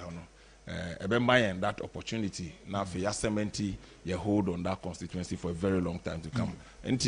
But here results no be Abeye Greater Accra, Ebikoye, Ebiswamkoye. Sadly, we share my colleagues in all Parliament, especially you call first term in Parliament, NIPA 6. Any first term MPs out of the 14 MPs in Parliament, 5 echo primaries. Back on the Nyamiandum 1 co primaries on your unopposed Minia Ba Dakwa Newman Okaikwe South on your opportunity call unopposed. Yen 5 now you unfortunately Nipa 4 couldn't make it to the out of the primaries. Minkwane Nipa me a winning me primaries. A hard dream be like first timers no yes Greater Accra now you 5 yeah 5 I call primaries 4 and sadly these are my very good friends Amasaman me madam for Afrifa and Sheila Battles Dr. Kisi and Minya Ninoy. In fact these are people we are all seen together. In fact Ninoy and Dr. Kisi yes, we're in Tokyo Parliament. They were the shield for year, and we've been friends for a very long time. Sadly, but like I said to them, my friend Makasa, this is not the end of their lives. I mean, they can pick the pieces together again. They have continued supporting party. We're a whole year to work in Parliament to support our party. Say, you better break it the 8. And everybody will have a place in the next government. It means, it is important. Say, you na yetumi din kunim 2024 December abato anase November yetumi sisani ama yebekɔ no eno ena ebekire yenyina yebobre ewo politics. So for me I've seen former members of parliament they feature prominently in our MPs na dia until they've contributed their quota to their constituencies and their effort and answer one more presence will be much needed in the constituencies to ensure say yebe achieve victory and they are all in good spirit nipa sabi Oman to me win elections and then me share be parliament na dia and komodie no obia is in high spirit say yebe jumadin. That is the most important thing. Say there's so much in government you are more than to be in opposition. Now if you want to be person of a co-opposition never and see me know mo nyina kasa na ma me ayohwemu say they are still committed to the cause and rumors BPS yenua ba adwasa for so be independent we rebutted that rumors no say on cancer that she is still committed to the MPP and she's going to work in the constituency to ensure say you be winning seat no near winning elections. Elections there as you may lose some you may win some. There are good friends that are coming on board, there are good friends that are going, but of course we continue to soldier on for the party. Home Crawford out of their own will Omo can say Omo and Kobium. Now, Mijidi said they will also continue to support those in parliament and outside parliament. Said Yebeya, Juma Daye Nim Kasiepa, and the campaign has started. The road to 2024 no, has started that. We have primaries with every elections in the party no internally has been done. Now we are focusing on the general elections. Now, Meda National Party, now they have done very well in conducting these primaries. I think there are few ones that Akimwa, I was on Minimaguna West pending, I was on Central region. I'm aware of a Lembele, I'm aware of some Akase party, and I think in earnest, party no be put in place. So this year, until when you be brave, isolated cases, and I think they've dealt with them very, very well. Enti obibi odim kunim no mema enyina ye ho congratulations na one nso a omanya no sad especially only for parliament na. But asama na okay unyini say a wake up call, is it MPP delegates no na omo anya ya na say maybe they listen to the voices on the ground and niama bi wo wa edi take it that me tio wo fa. To be fair to people, Oba Mimpeswaso, Obia or ye delegate over a Juma Mayina, my team Nina Gunkrataso. Me delegate be on any Becasabia, H. say, MPBA Maya, wa Bonnie Homo didn't say Maya. We share Yama Maya in the space of 3 years. It's amazing. Obia didn't want dance here. I dear back one, and no amount for few say a MP problem, pa a rules. Most of the MPs that will go down. The judgment on the people is about roads in the constituency. Over 3 days to elections, I babe 2 abai. I fail na contractors abami kwanso. I babe ye kwan. It has nothing to do with the primaries anyway. But it's will be taking decision tiami on the basis of the roads no. Na afi ye be 2 abana wi. Se nyame amfasa nyame andi me ho afofina me lusu ya. Ejuma amaye nyina afina ejuma na start no. Na obe ko general election no. Na ye won sa no adwuma but obi a take a decision against you. I'm aware of as many a friend is saying nyanyano MP na oye adwuma but timamufo no etu abati ara. I can tell you because I border that constituency. Nipa dodo na no mo ho because adwuma as many ye no as many tenants ya the second term na ka by this are 3 years down the lane and most of the works lawyer Alex Dabi as many ewo friends how crowd is Nyanyano area, Millennium City area. We move to about a general election, but we need primaries, no, which I think is going to stage a very good comeback. Or we need seat in our party, no. Okay. And I'm citing it, judgment on the people. People, me constituency. One of the Gomwa constituencies. Okay. Gomwa constituencies. Over, me constituency. We share social media. We share TV. So na the idea. Ni nyina ya kwan. Ni nyina ya roads. Obi be judge me as an MPR. They judge me on the basis of roads. Say ya kwan ye. Eno nti ebe 20 MP no. And then me can say yes to some people you can't fault them because they be anipa no tie before of my constituency be wo ho a nipa ntumi fa ka kran ko ni fie. Eh very very bad. Now so what have I been able to do last 3 years? Again am I for a constituency like Botiano English Amanfro. Road minister personally, meaning na constituency for 4 hours. Abua ama 40 kilometers of roads. Amika say yego so ayeye. Obi wo ho anu nanim no nti ohun hwe. And it's a bad roads there, but womo so ayeye kwan wo mo anim no. And I would do Ajasco. There's maybe a friend Ajasco to Red Top. West Hills more next year be pim Botiano in Shunano. Over kohwe adwuma ayeye ho. Dana me do ho nipa na pie e bossy. Zobeko baby enyandu ho no. Obuso say you are the worst person they've ever seen. Yeah. Baby asamwaja ntie wofa first in show to na media for nya wokroma etuko ho and na me no kase ye gusa akwan no so ni peti ho no they are not talking about roads baby so ho akem baby it is a Fini hospital ye dey ama contractor na be ye 5 years ago wa be ye adwuma kakra wa raise certificate ye nya ntua aneka enti wa fi kwan no so and we dey share MP so many and different factors na community into MPBs will be loose and as on loose. We have primaries here offer. Me metumi aka say delegate all over.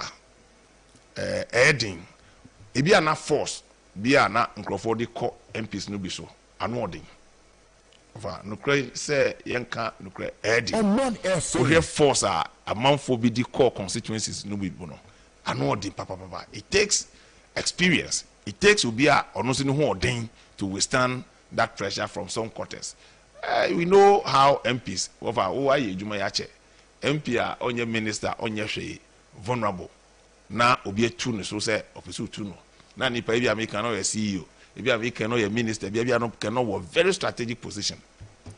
At the end of the day, even project ebeba constituency how a nipa no be lobby for project eba say mo nipa no or strategic place no lobby project back constituency na emfa MP ni so they judge him say MP ni money homebody they may vote against the person.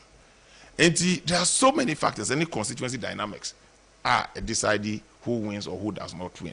And media primaries here yakoi achire nyama bebre me call rounds me chire omo 3 years mandate amodi amame de media ye youth are ne dimechi obi abetumi ade ho understand in my constituency more than 119 young men and women anya opportunity into various security services and they are ample testimony.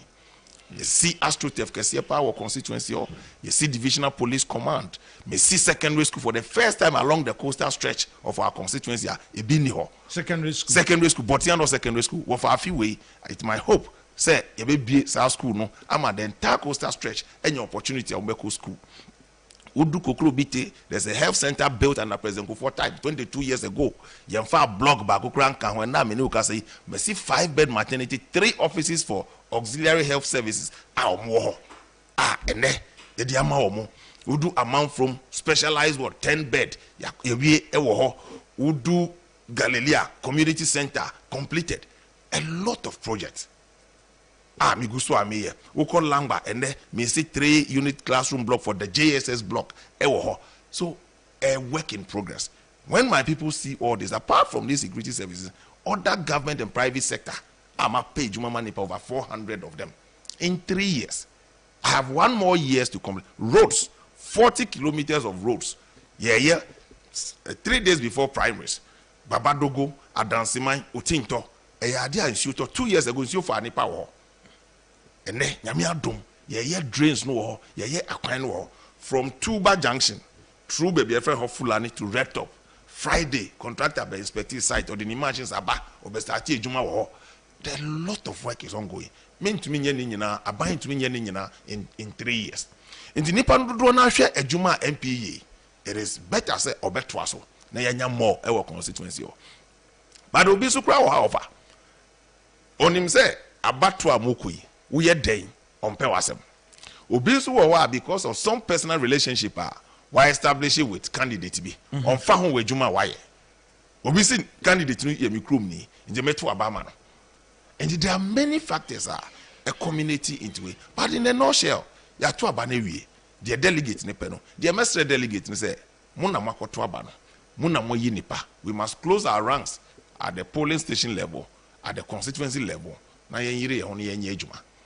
Say anye ejuma dia. No one person nipa baako bi enye obetumi asi ni bo say, "Me nko ametumi agipa wa ma party no."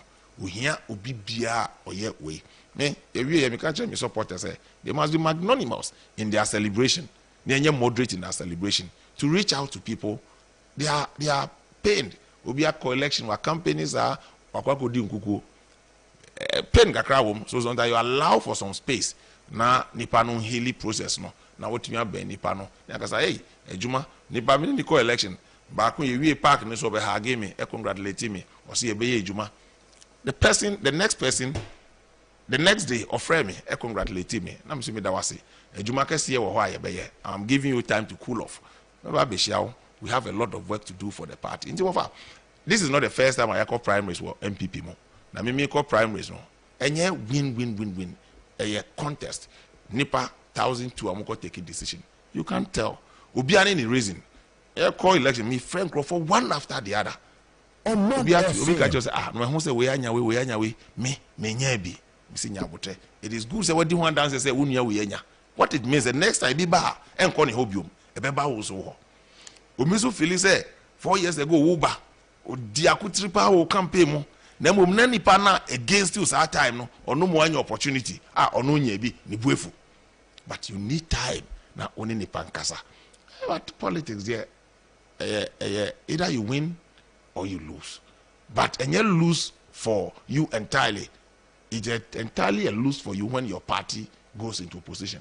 that should scare all of us because they be catch me man for say what is NDC for bogongo ye ba power ye pese say ba na we so money why na eba o say John Mahama dia o say jawa yam hihye we ye Ghana ni enya MPP ni pe we ye Ghana ni na what is John Mahama e bodo no so person san be di o man so bia na o say jawa yam hihye be bia wo bia no e so start say bompai na nya mpai bokeke wo bompai na wie no e so si form na ye resist it because abi and me by me tea ni voice bia na wo bo na mo bi say na e dey no person o kire say our friend minister of lands of finance Santos over 2 years so ade egu mo tumfo ese edu ba bi kura na je say ni sada ni sayem ankosi aga na ya ni ye no afi no be kira say so minister of finance Santos na ko say but these are the people very soon we dig Ghana for nyina atem say you short memory over ene of Phyllis Ghana for short memory nti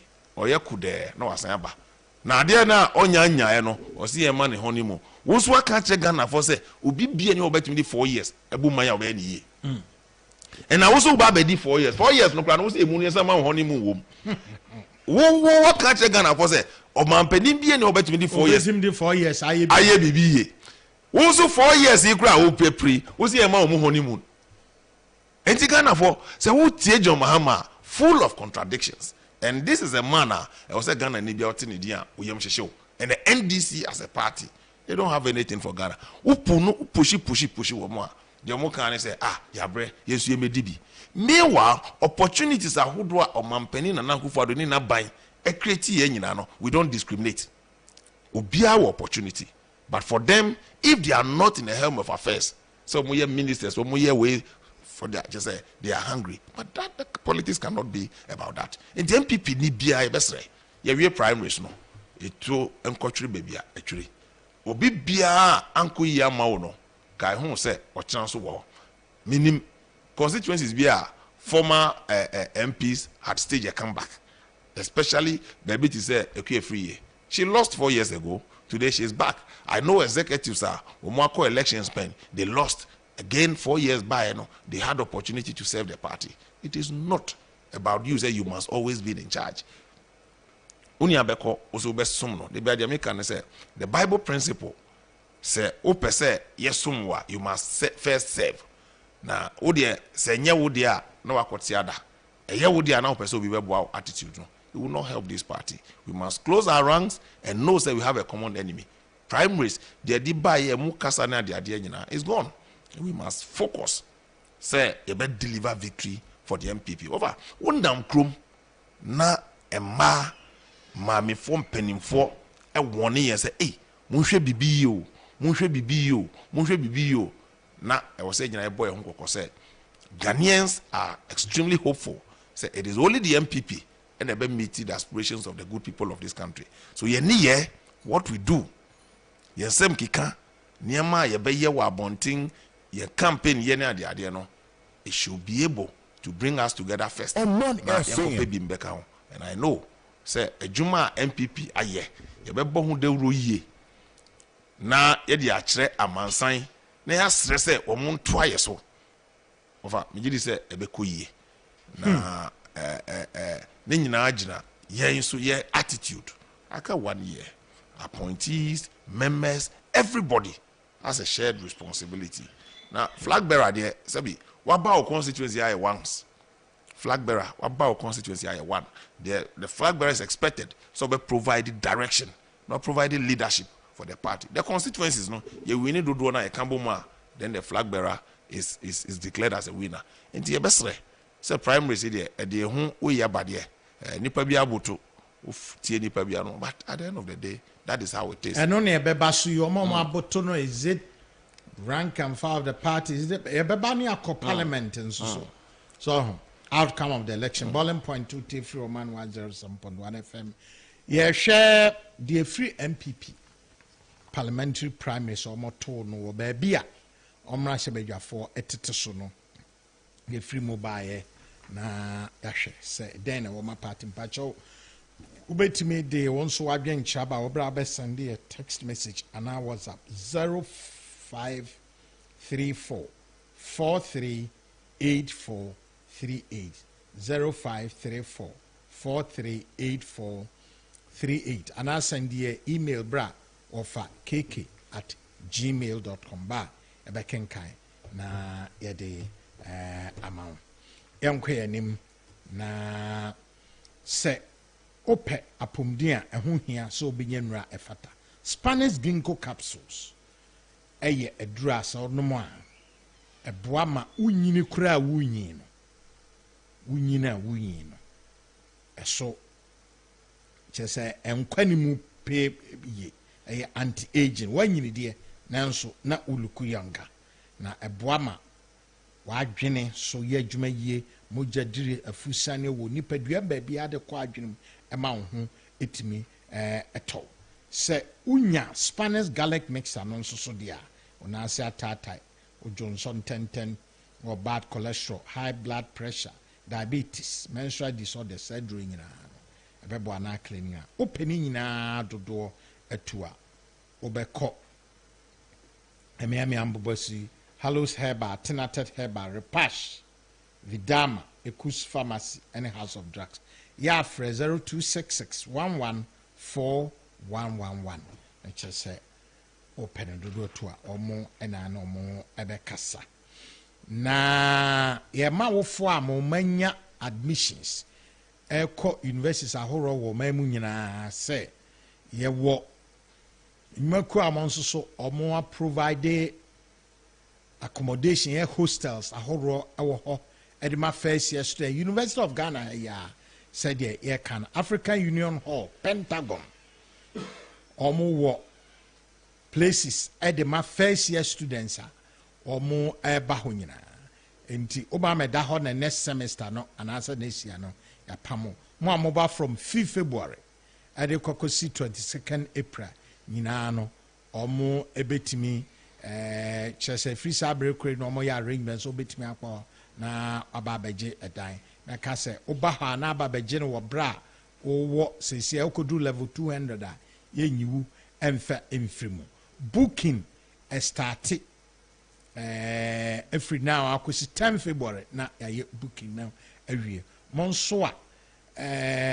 mo mape baby wo miami ahorom Ghana Hostels Limited no snit edia almost can't so more affordable accommodation at the students are almost CK Tedam University Navrongo CK Tedam University or Navrongo omo ko honi nyina no mobetimi anya baby wo Ghana Hostels Limited wada omo electricity any ade nyina no eka ebo no ho ntinye so obi ko ho no okwakoyo almost our other facilities oko UGW and afe Cape Coast Meka Winneba afe Cape Coast KNUST UDS Nyankala Tamale nyina so yewo adan ewo ho ambetimi enya ede amom any managers in kasa any omo managers en kasa mpacho tre number C2 ho 0242 811 589 0242811589 Amos ono manager wo Pent ewo University of Ghana afei osai kwajo wo Navrongo CK Tedam hono number no ni 0556 133 540 0556 133 540 Maxwell ewo Winneba UGW Freno 0247 824315 0247 824315 Afe Florence ewo KNUST Freno 0277 833 262 0277 833 262 ena afi de chato kra no Fedo Muhammad on wo UDS and then Avrongo friend 0248 53 7403 ay announcement there bi wo mu papa. Givers Scientific Herbal Center omo Givers Power Capsule a memedra or low sperm count and I would be cry and I say erectile dysfunction or how be a one and or STDs is a goronia candidiatis and selection a be free home. Na Givers school capsule no dear so constipation, cocoa and our menstrual disorders and so on. Be from waste space. Givers herbal mixer, a drumin, malaria, and a typhoid. Be to a sacra among a tini at all. Entino and Regina Ukujaswa Obeyabi.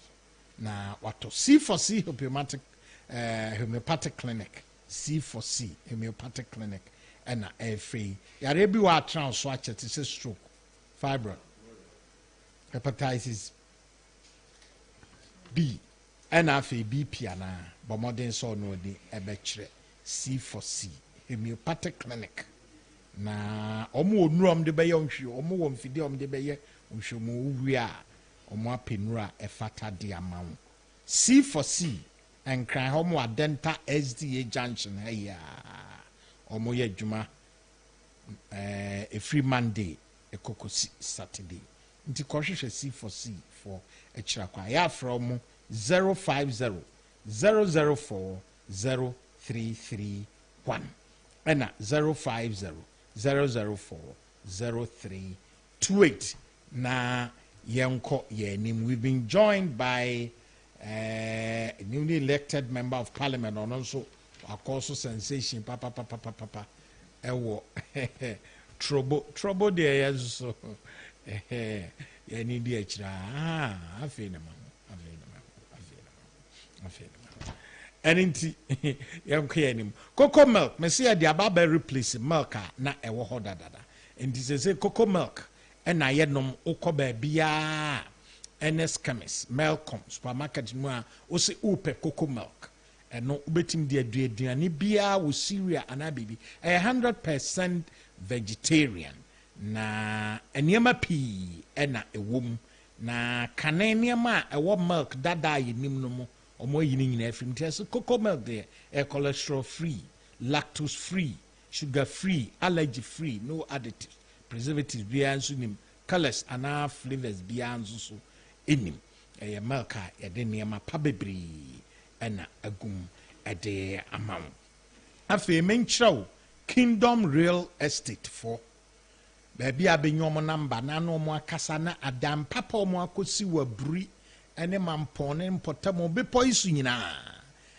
omo aye ni gated community ya di CCTV camera bobo ho 24/7 security na esa wo standby generator na baby a adan no wo no nso so esa wo recreational facilities ene tourist site ebemben ho it is a botanical gardens Safari Valley Resorts ene Miami Ahoro Boti Falls unya emergency ana akora bi nso yare atete kwase Memorial Hospital eben opa few minutes drive now enti Kingdom Home Real Estate omo estate a ewo abri ene mampon ne mopo isu de eye papa a unya bitwa asundwemu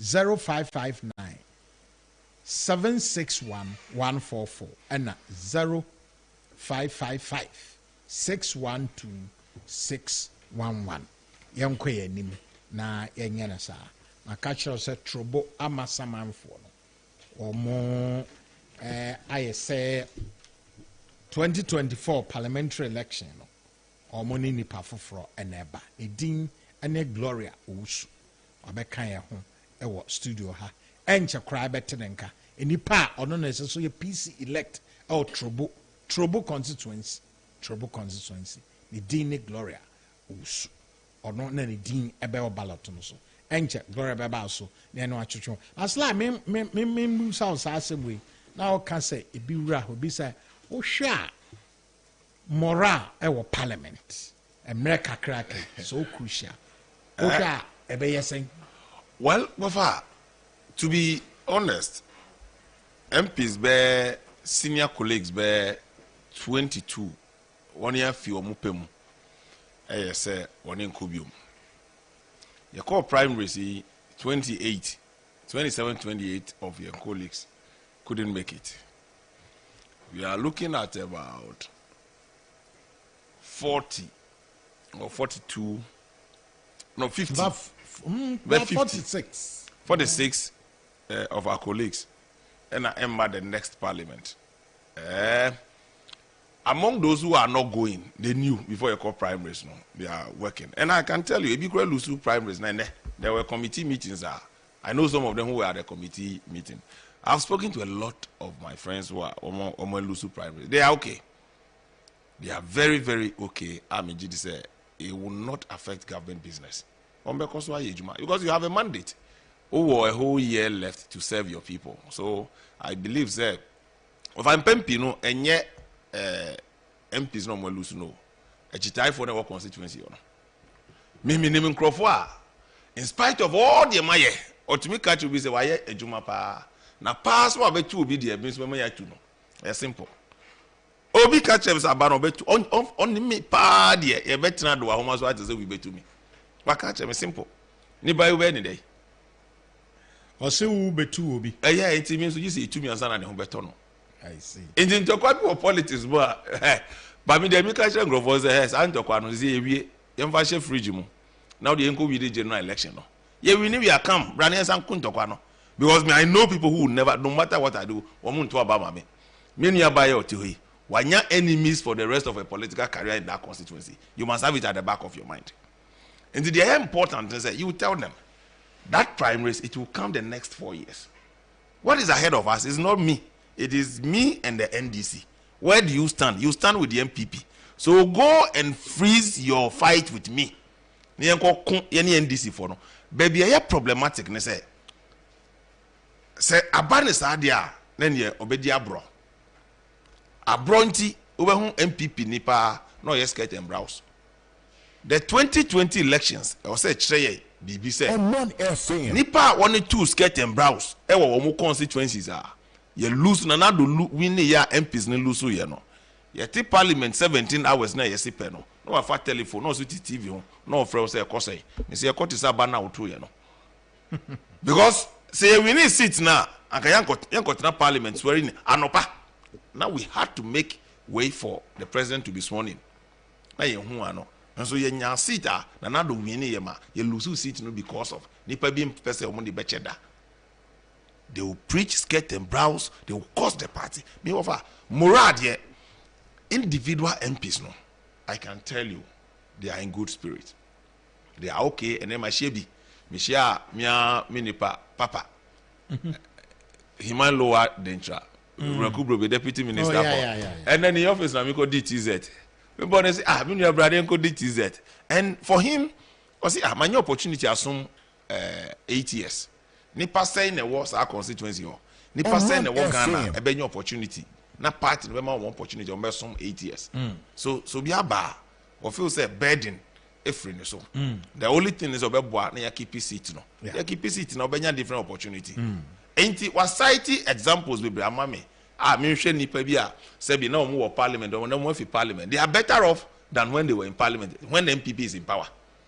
Enti MPs have no one kasa nyina obi afili say or be before fra obeya boa party no me hu sa we no government business ene ye ba for a friends a state of the nation ene me share your platforms so do na share time a president be deliver state of the nation said ye be ya o be hwe o schedules akwantu na de ade ya we primaries over ya bre obi wo person 2 kwan kakra Christmas when you obi antumi antu kwan obi wo person okojuju na hom kakra but Tuesday parliamentary resume. Yeah, when president is coming, if you be 2-3 days, no, they're trying to kakra no asayaba. And people also be akasa. I'm not sure say there will be a difference in parliament with respect to primaries na yakono. What is important? They say, yempeni for omokui over obimiti say call abi can say experience no kwa emwa. Who told you? Nobody should make that mistake. Yemu be it look. Tama intokwasi parliament pa. Now, ye ka assembly. Then for the first time, Honorable Kennedy Japon's original, so he was speaking. The whole room became very quiet. And the moment, Mimi sorry, yeah, debate. Most often, yeah, interject because then this vote didn't draw. Especially budget debate, state of the nation, or didn't draw. Was it? And some or didn't draw. Say Mimi sorry, speak at me show with him. Now we in any. But Penny be sorry, only choice. Yeah. So that's the difference. Penny be sorry, only choice. In Ethiopia, you can say, and yeah, they have no idea. Penny be sorry. Speak a man it is a band ding. So we can some for penny, no. Yeah, won't be yes sorry. All we do you rise on the point of order to rebut that. Or you are not sitting as say. But penny be sorry, there's no way. Important. Now the rules of Parliament experience and we have the yesterday or money say Chemuni, Jogate mu, Canada, Japan, Odoto. Nipa eko nyina, me committee chair. Odotobri, local government committee chair. Odotobri, 5 terms. Jemfi. Yeah. And then you can't tell me say my chairman. He was energy committee chairman. Mimi chairman. Odotobri, Jemfi, 5 terms.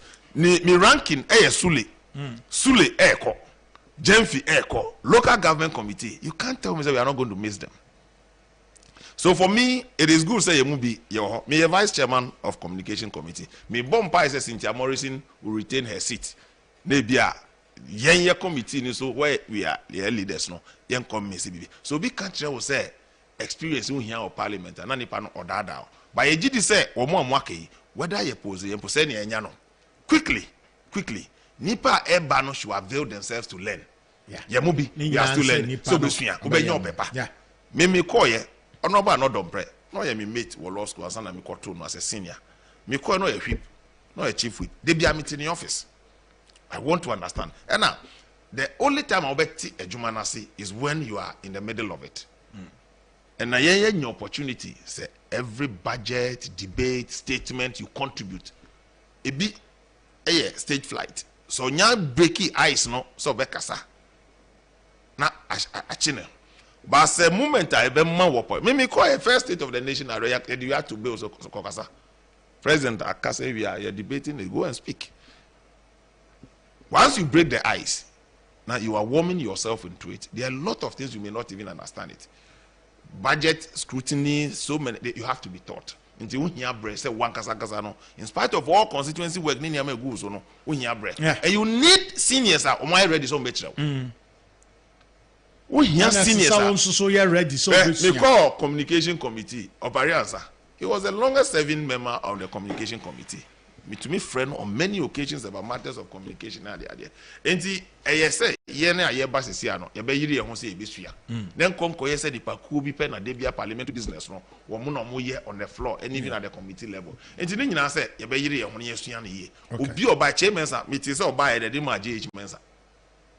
According to a che and che ya why celebrated che he was taught by a friend is between 97 and 2000 and even between after 2000 yes obey a deputy whip na the he was taught by the likes of JH Mensa. Afenyo Mankins Munina were taught by some seniors Jogate Mune and the idea they were taught. So I think that the resource is still available to the party and the party should have a system to make it available even on recess and the rest, you know, how to work in parliament. If you're a Jumano Sompa, a Jumano committee, they are busy, Ubia are busy. And in Penivua or Mokufi, Empe system. Obit is a Dr. Mafo, is a renowned environmentalist. Many conferences are in your parliament, when you Ghana crowd, or Motun Safreno. When it comes to environment and it matters, you can't beat Dr. Mafo to it. And then Dr. Mafo say on Kubio, how is a party going to tap in his resource? I bet those on the environment committee and parliament as a whole, and then the party itself. And to resource in there, the party should find a way. I bet tap into it. That's the new ones in the bar. Ebia yenya ba ya enche ne call recess. Yem pe kwanya ye be faswa, ye be ma entity ne yesua. Na nipa no ya master ebia beka ho. You also share NDC attrition rate in the NDC is quite lower. The yen attrition rate ye very high. So there are a lot of shortfalls at Ebeba. But I believe that Nipa Eba Nyina also, Nipa, they are very knowledgeable, they have something to contribute. Obi any Ebeba Parliament or BB to contribute. There are some experiences among the Ebeba Parliament that it will shock you. Every parliament had the revelation for Froba. And see all those things in Yama Ebe Yehonjuma. But morale, if I can tell you, they are in high spirit. Obi any holding Akasa or you're down. No. Even one-term MPs are so painful. Nobi aware Obi to say Jenfi 20 years in Parliament. He's seen it all. It be a 4. Mia Moses Enim. I'm not too sure. Say Moses. It is a contest. And just as he came, no. Obi Nekache me say the day you enter Parliament, you plan your exit. That same day, you don't know when. Be here to me see. So Parliament and your baby Abeka say you are going there forever. Sabi. Obi bet me a juma pa, but the constituents may think otherwise. But the most important thing, the party that made you an MP is still available to make the party. Now, some growth of parliament, even big and better in serving the party in different capacities. So, unless you don't know what you want to do with your life, and most of them, they have something they want to do, and I think they are in high spirit. But you best say, a time for never constituency honor. More especially. What we know, for should be measured in what they say, what they do. At least, more grow, more kakra is part of the game. You see, me and never friend ya to about Saturday, Sunday they namada. Into the course of a platform in Anami, Monday so namada, or another Tuesday, Montraso. Platform amo also. Jab Monsa. I brought you Ukona one din the Panu Groga Cray. It's a one digger cray or Munchaso. And the constituency be I to a bar. And there's Remo. For no election, that radio so for such a yenny papa. Now, Obi so friend has so be honest level bet me I take it. Oh, yes, of course. But me, as I know too much. Elections, they would lose. Nipa, my bread, who cook I am she. Now we need the for us obey and nikakra and engineer be before but Mr. Womo. Sunday, Monday, we are done. Warning na and who say you need the person now will lose no to make the work complete for 2024. Maybe that is more important. And to be the bigger picture, not the smaller one. This is very small. The bigger picture is facing the NDC in every constituency. Now somebody always said Nipa Bakuna only need daily, but or ma or for. The worst is that when I can want some money as a party, none because of your audience you want to mean defend it, or name the crest want to mean can. It is more dangerous. That is why we a party here. You have a responsibility to the party. MP cannot be everywhere. A be out trotromo, MP on contract trotromo. Ye DMP attempt or trotromo no. Who party near what at time is your savior. Is the same person who defend you and defend the party. But say your audience ni panon to mean defend the party na asema yewe. A victory for all of us as a party. The most important thing, say Beka Yehwabum, Yedin Kunim 2024. And I think that should be a guiding principle and a curve for all of us, a Beshian dear frame. Yeah, and Yanesa now also my mama lose to be bomb body also be lose. Or lose you are there. And President Kufuor said, it is better to be a messenger in a ruling party than a proud general secretary in a party that is in opposition. And that statement should be a guiding principle. Yeah, an imbalance point 2 free Oman 107.1 FM, Ash FM, Kumase, Yanshe Mills, Nakakrama, the Abane, and Kinkanafe, Gloria, Emremu, Kwame J. Was a good evening offer. God bless you and your team and your entire team on Bowling Point for the good work you are doing. This is Nana Kwame J, aka Trobo Media. Offer, please help me congratulate the people's mother. Madam Gloria Wusu, the freshest PC elect in town. We continue to pledge our total support and commitment for agenda. 100,000 vote for MPP come December 7, 2024. Trobo constituency. Okay. Also bet me the ODA Abba. Send the bar of akeke@gmail.com. Seidu Damba Wale. Also, what happened at Yendu Yendi is so distasteful. When Honorable Tijani, ambassador to Saudi Arabia, was MP in that constituency, nothing of this nature happened in the constituency. The party should investigate the case and come out with a clear directive on it. As for Wale Wale, we love peace and we shall forever vote in peace. Okay. Nicholas Asareboating, as MPP really needs unity to achieve success in the coming election. In unity lies strength. Okay. Okro Yeboa. As let's all bury our difference and come together to break the aid. It is possible. Okro Yeboa, Breman, Benin, Anna, or the way by here. Agenda 1, 2, 3. So I want to take this opportunity to congratulate the Greater Accra Coordinator for Honorable Canada Japan's campaign and MP-elect for Tema-Central, Charles Forson. Parliamentary candidate for Tema-Central, Charles Forson, CF.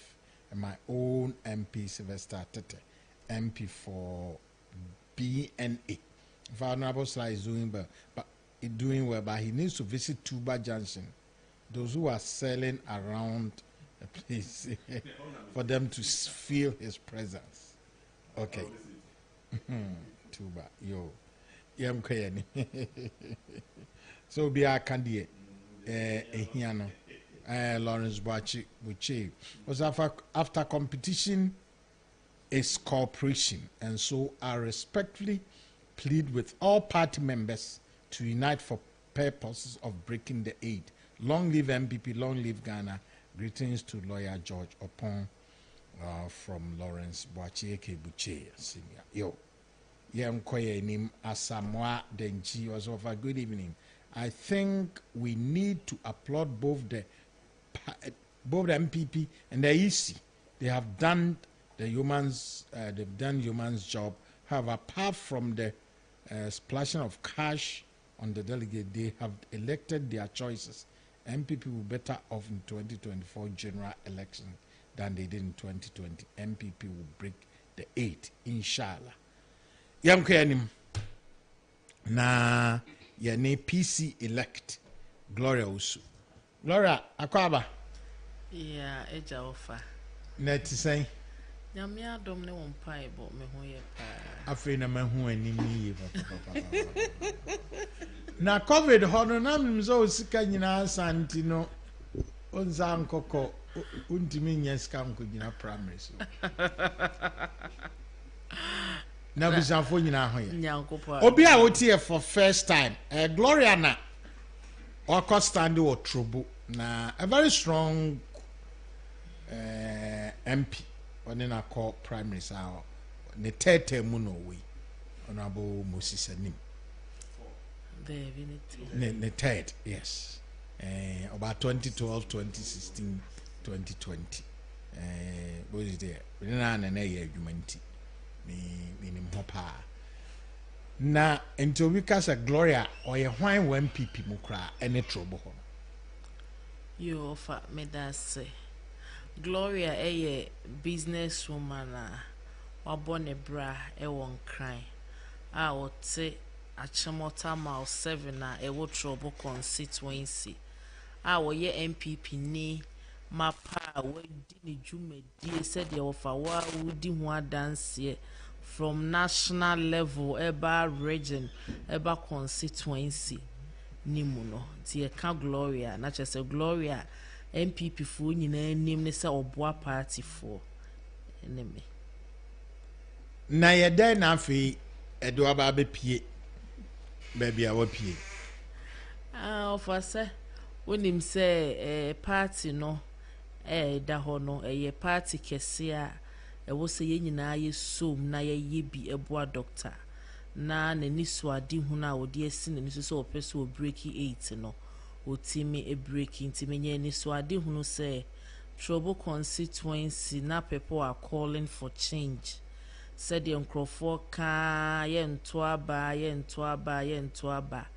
MPP 4 ye call November 4 for ye de new energy new face ba ye na chese trouble so hia new energy new face a obe present wo mo e wo parliament na decide say ne mema me nua be manage na ho me kakra na amaba bi sum ato na nwuma pa wo ye e wo trouble no na can I maybe be a back pain there? But I say, trouble mo peja na ko wie boko. Ebi kura be na primaries in sheda nye strong ene bia that now what that ambition so beba. Me pa try offer na more that ambition no. Say me contest. Me ye madwen say 2020 no.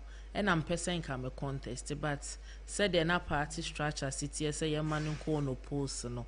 Na me so any me nua be man e ko dia na me nan contest kra biem. Ye be we chi ni support no. Enti trouble for MPP executives and a polling station for there no money with that. Me pa try o mu nim me. E wo constituency nim. E wo kwambeso.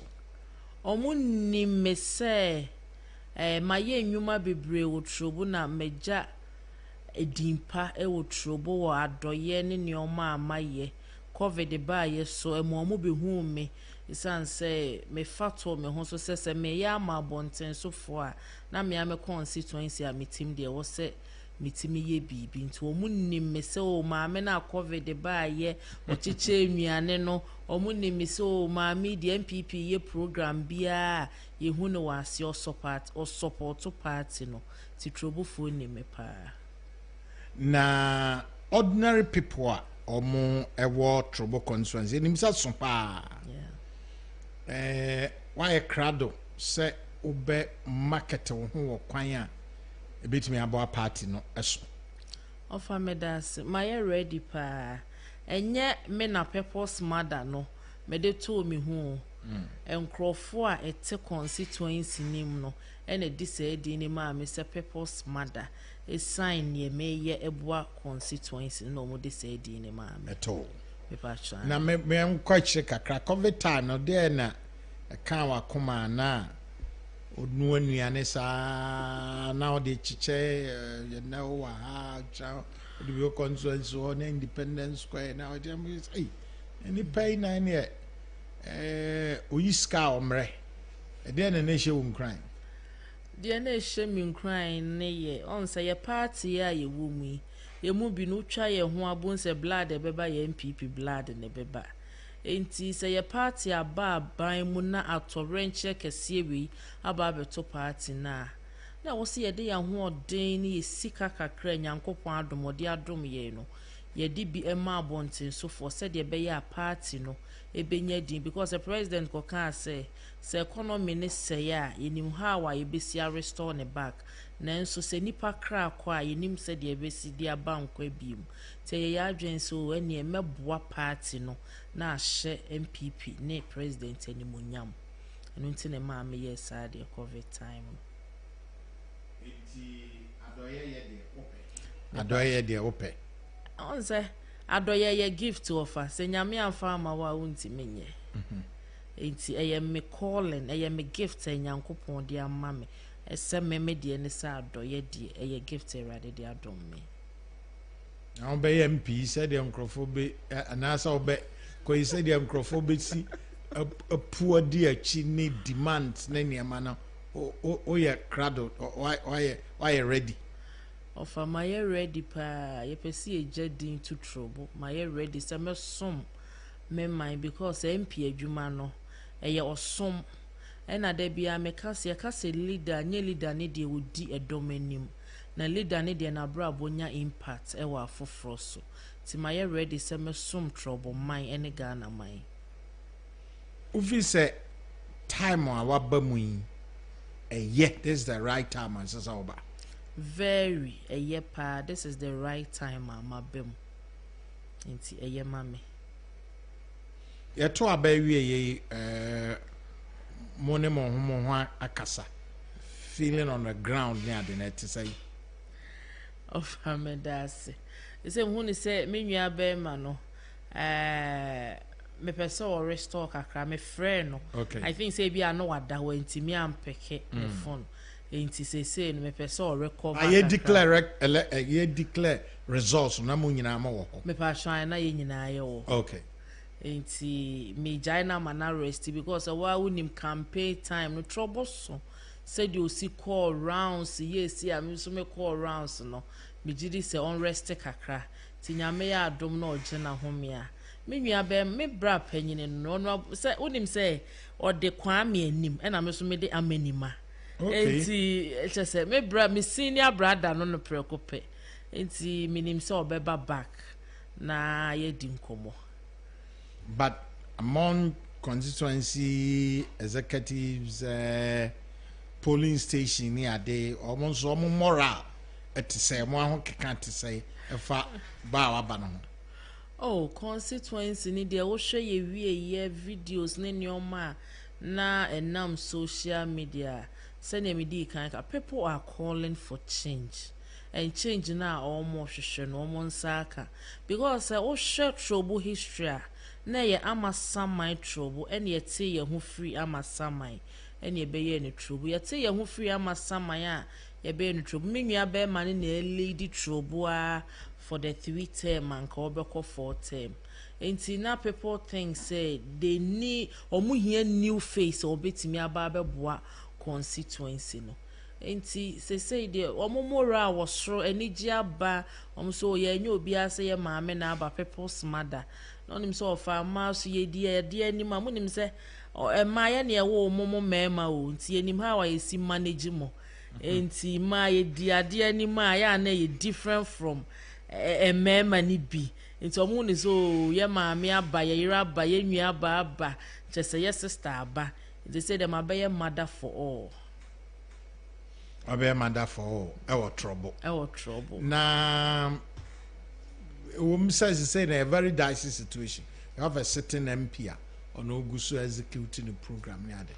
Also so your candidate waba wa fashion out how obe wa campaign approach near day at say be our more wa dwen ho how be constitute campaign team na mo betimi aye say the be ya new energy ahoden fufuro betimi abamu ama party no etimi mehuza mo microphone bi almost send the message no cancer operation almost per 100,000 votes miana medisi meni so se nyame ya adom na ye wini a on the trouble constituency ba general election omo to about trouble ye 117,740.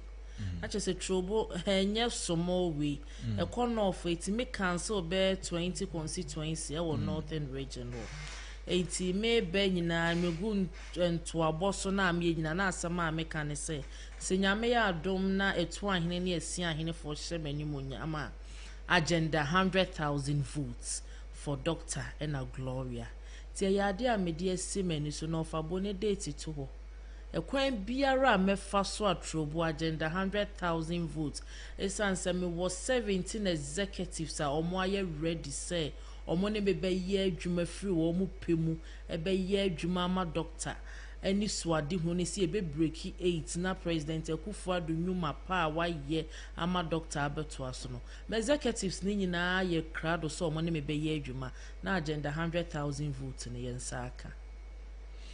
Enti mo ba hye dare ye be hye nyame ya adoma Monday ye be hye engage market women queen mothers ni stakeholders na wo constituency nim na makache wo mo say new field there no mo hwehwe no Gloria aba na Gloria da wo mo akoma so said your mo Fred ya na meso makoma so ade a mesre ahemafo ni asofo ni chief imam se wo ho ne se makoma so ade nse omoma doctor eni so ade hunu mrem na Gloria so eni so ade hunu emrem wo trouble constituency. Enti anwumre de ya nyumre bebre obepesa obeda nipa bi ase ana ba kanse ni akire nipa bi na afi yemfa Gloria ensi ha yo famida sidi di kai me dia seda be menyankopon de tosu mienu me dia seda be ma miankasa me nua be ma honorable Moses Enim ewo legacy a weja no trouble a me ba bi som na me so matwa so na constituency executives de tosu miensa ni ajo aye ala ajo hene ewo supporter or the supporter me ewo chese it wasn't easy but o make effort supporter me the chat to polling station executive trouble polling station executives. Much shemenimunyam because I wasn't expecting say for the first time they not make any the many swadi huno no mbejima but omo shemenimunyam ti asedana na medebe ma wo mu electoral area coordinators council of elders patrons and just me cause me bobo for answer me bobo ana my mistake they make nyina say the whole trouble constituency me da will be biaras nyankopon shramo na emum agenda 100,000 votes in a day me say me show for our boss say 100,000 votes but ne date to ye be make it is possible nyame moa na dia ohwehwe ntimi emremu amen of ya chia ni nsuso pacho bete ya chia ni kacha nse be shia okona ho that's so much Boiling Point 2 free Oman 107.1 FM HFM Okumase. Something interesting about this election nipa bi ehwe say omo and I say nipa bi ebia omo address omo mind enko ho within regional national capital to Accra ruling party oboy unpopular started free ho na etoda contest say no e makwan ma omo ho odin no omo da so gina omo nso a ebia for some reason no na ensesamba ebi nso ba eyema party no ewum so obi kwa eyade but at the end of the 8-year cycle no so the ya na nipa bi a call for change no e ba some to say bushfire no na ekosa in this be a new faces ba e kwan bi so ya na eye e boama enema timi koye slide say now the car aka yi de trouble there say kwan no money but yam for this sensitive issue honorable chairman Sambonso I started this conversation can say a woman say at to abanawi but mode of selecting parliamentary candidate no she say abaye too cost ba ye kana sa no na nie we bu say e be ye ndai e kwan foforo bi on do say ko advocate say ye mpe kwan foforo bi e kwan foforo be bi over hwe meti oi se me be ka bia ye be ka say e fa me hunti na maker but nipa bia me ni di nkomo even polling station for enra bi ba me fie wo mo hu say chale de ekoso no akakakra over enyagro over de ekoso no I think say yanhwe ni ya e bedu baabi no obi ani ho wakomo apia nani so and I can tell you say nipa doma omanko biom nyina senior colleagues omanko biom no largely because of dodo na because of this problem you can was me over it becoming too expensive look and democracy parliamentary democracy any start here your sister party UK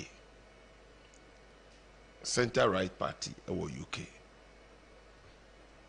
they have a system amudi nipa and Che has been speaking about this and I think say when you perfect opportunity say Che can was previously or feel say up on oppose and akọ and untina okasasa but I think say or when you perfect opportunity to advocate on your beneficiary as a president for AC Jubilee Omanfm na nipa bi twi na boss na dia no say timelines e dey be wie edan yi sebi emetumi enye me na me president legacy am ejama Ghana nyame ncha de oja legacy no so pa Ghana eno nti Che baby otisisi ene many colleagues bi am ma parliament bi as you can say omo be ka omo ho abom both NDC and MPP na ya advocate for sawe amam for matitisa amam for say oh yenye one man one vote na ade well it's a solution obi mu dey ba enyina goes to show say we are all not happy with the current state and appear could be a sounding warning says I am pet can be so amfa sadie na amfa ono onye biom and many more people over me too many microphone lose primaries because of money I know people who lost primaries because of money and see abeye in most cases the highest bidder. Nti yakoya na say buy. And some are in serious debt. Ebi aboka papa. Omanfm. Over and yet look, a high kwan ho to be canny. No, you like this guy. Over this guy and you know over look, ni patri ho nyina tutu. Any this year. Any this year over. Your mask fees in chia. I'm telling you, oh no, the empty pamo basku. Oh no, say yeah, pamo no dear, ubetia. But the point is, do baby say, unyantia na uye niema etisa. Over, I tell you, minim colleagues fiti, and they will be friend me say, Opesca Tofuel, every constituency a bank cry. And so sika a course, insu a toy. Saturday night ni Sunday no. Nani pano kaito say. Opesca Tofuel aba. Na just wofa enye lokenye ni papa mo. Even the polling station executives, when you talk to them, they tell you say enye proper. Omo who say it is going to the realm of absurdity. Yeah. Na ni panko tuaba. And you see the worst part of this whole thing. And they say timamufo no ehwe. I have 118,000 registered voters in my constituency. Now, delegate 1,200. Mumo babeji o. Over. Primaries be yomu di share bronya. Also dinkro for bronya. E hon na nipa show ni power. Show your crashing power and start. Yeah. Start bronya. But the primaries after look after Christmas. Bronya no there. I also show crashing power. Now crashing power say mo be contest there. Say adie a friend say January 27th. Bronya nso na December. Ye call recess na na esi constituency mo. January before primaries no be na ye school. Ye di bronya na ye bi school. Nkwala akọ school. Nti obetua hostel fees, obetua school fees, obetua nkwala SHS for your moko free SHS there. But obeto provisions na ade. Na o tete primaries no. Na o delegate abaka cho ne ba hostel fee ntua ya. No be ono beto aba ntua. Ofa. Enti from December na to 27th ya ye to aba ofa. Na nye bayra brewadwo. Na timemufo no ho we nyina na mo wi a ukoto aba na general elections no. Na fe akase omonso bie omani sesia. Now they are demanding development. Me 2020 there were people in certain communities who almost one mile bibia into abano. As agro. Now how possible? Enti I was here me say my taking decision in my look, this Christmas over. Apart from the party executives me di wo mbronya which is normal. Timamufo ekunafo the vulnerable in our society. I went through churches, over 2,000 packages. Say obi nso a ebia onye ni da so no ebi nkoda no. Me work different programs ma different groups of people. Enye primaries, but I think say enye primaries here akametumi aye ne kese pa anaso ni padodo na so primaries here. I think say other jurisdictions womuye selection of candidates for the party. It's the party that determines who leads the party in the constituency. So in this case, who constituency is there must be KPIs. Over. Me who adwuma bi aye and then ipa no be MP, the MP is on his own. Me who be that? The regional party and the national party must determine KPIs, key performance indicators for the constituency. Near our guidelines. You need to have independent assessors on grounds. And the constituency no be or more review. Region, national, the independent assessor. Yeah, determine your popularity, your responsiveness, your approach to issues, then your performance even in parliament, whether you are performing or not. The party can come to a determination say, when you are a candidate, no primaries here. Yeah, as I see when you know, then we open it for contest. And the Nipa now be for contest, no, who say no. This is what is good. It's a verdict on you. Nipa no crown court. Didn't we know the outcome of the most constituencies before you go to Abawi. Who will win, who will not win? Wafa. Hey. National security ni why report in the hall and will be up to know uncle check a report no margin of error is less than 2%. We knew who is going to win where, so why must you subject the person to all this torture? But so no, the way information travel faster, the way people are entitled to express themselves, so you me converged term for demonstration. No, but no, it's difficult to manage. Ab initio, your party to the systems, it is a mother party like other jurisdictions, and they're selecting a candidate. Then you don't demand that right as a polling station, change them, I mean, go to Aba. Now then, people are lobbying to become polling station executives because of these things. You go to places where we can't just say, me person me bet to Abanubi. So when they know, say, your job is not only to go and vote. I know polling station executives, apart from say you have 2 internal elections, no, recently, assembly election I 2 years, will be a polling station executive. The electoral area go to Aba. Because I know you but when you part diarrhea passo, obeba beto. So young party no is a system we've created, and this system no say mami KPIs say ebi our constituency. This is a total number of mosques churches ahimfododo community get-tos taxi ranks how many times no visit issues when are raising and him find out the problems are causing and solving. How are you growing the party?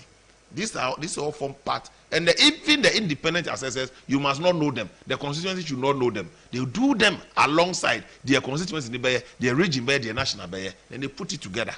Then the party can come to a determination. In the baby, you know, maybe a call primaries, maybe a few, about 30%, and a primaries no. And at the end of the day, no, other jurisdictions they do it. And the net delegate system and it becomes the highest bidder who wins the primaries. And most often than not, then the party becomes so embittered, divided. So the best form of democracy is not always by the ballots of Tuaba. Consensus building is equally part of it. From the national headquarters, they have their data who is winning where. Surprise is a moon, you bear 5%. So why couldn't we avoid that? So it's a system. So it's a national party based on this. But you've been MPP there like about Fourth Republic, but the delegate system no. And a group babino na to say the ne feeling about suye na. There is a general feeling that said the FA I'm sure you are a bit higher. And they thought said the key on and say and they expanded. Now first I said chairman for the Tuaba. Me I say BC war Ningo Pram I think 2004 Primaries. I am not chairman for Tuaba. When your polling station chairman on Tuaba. The entire polling stations are 51. In the Nipa 51 also got Tuaba. Baku for time when you now go hotel, but we not two of them. I know what 2 of them. 2004.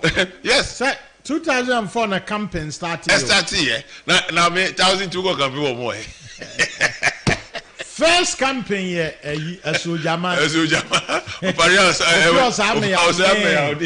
Doctor no yeah MC. No MC Baba Kukru. Oh, he's still around. The last pious campaign no. Oh, okay. When you pa. When you pa.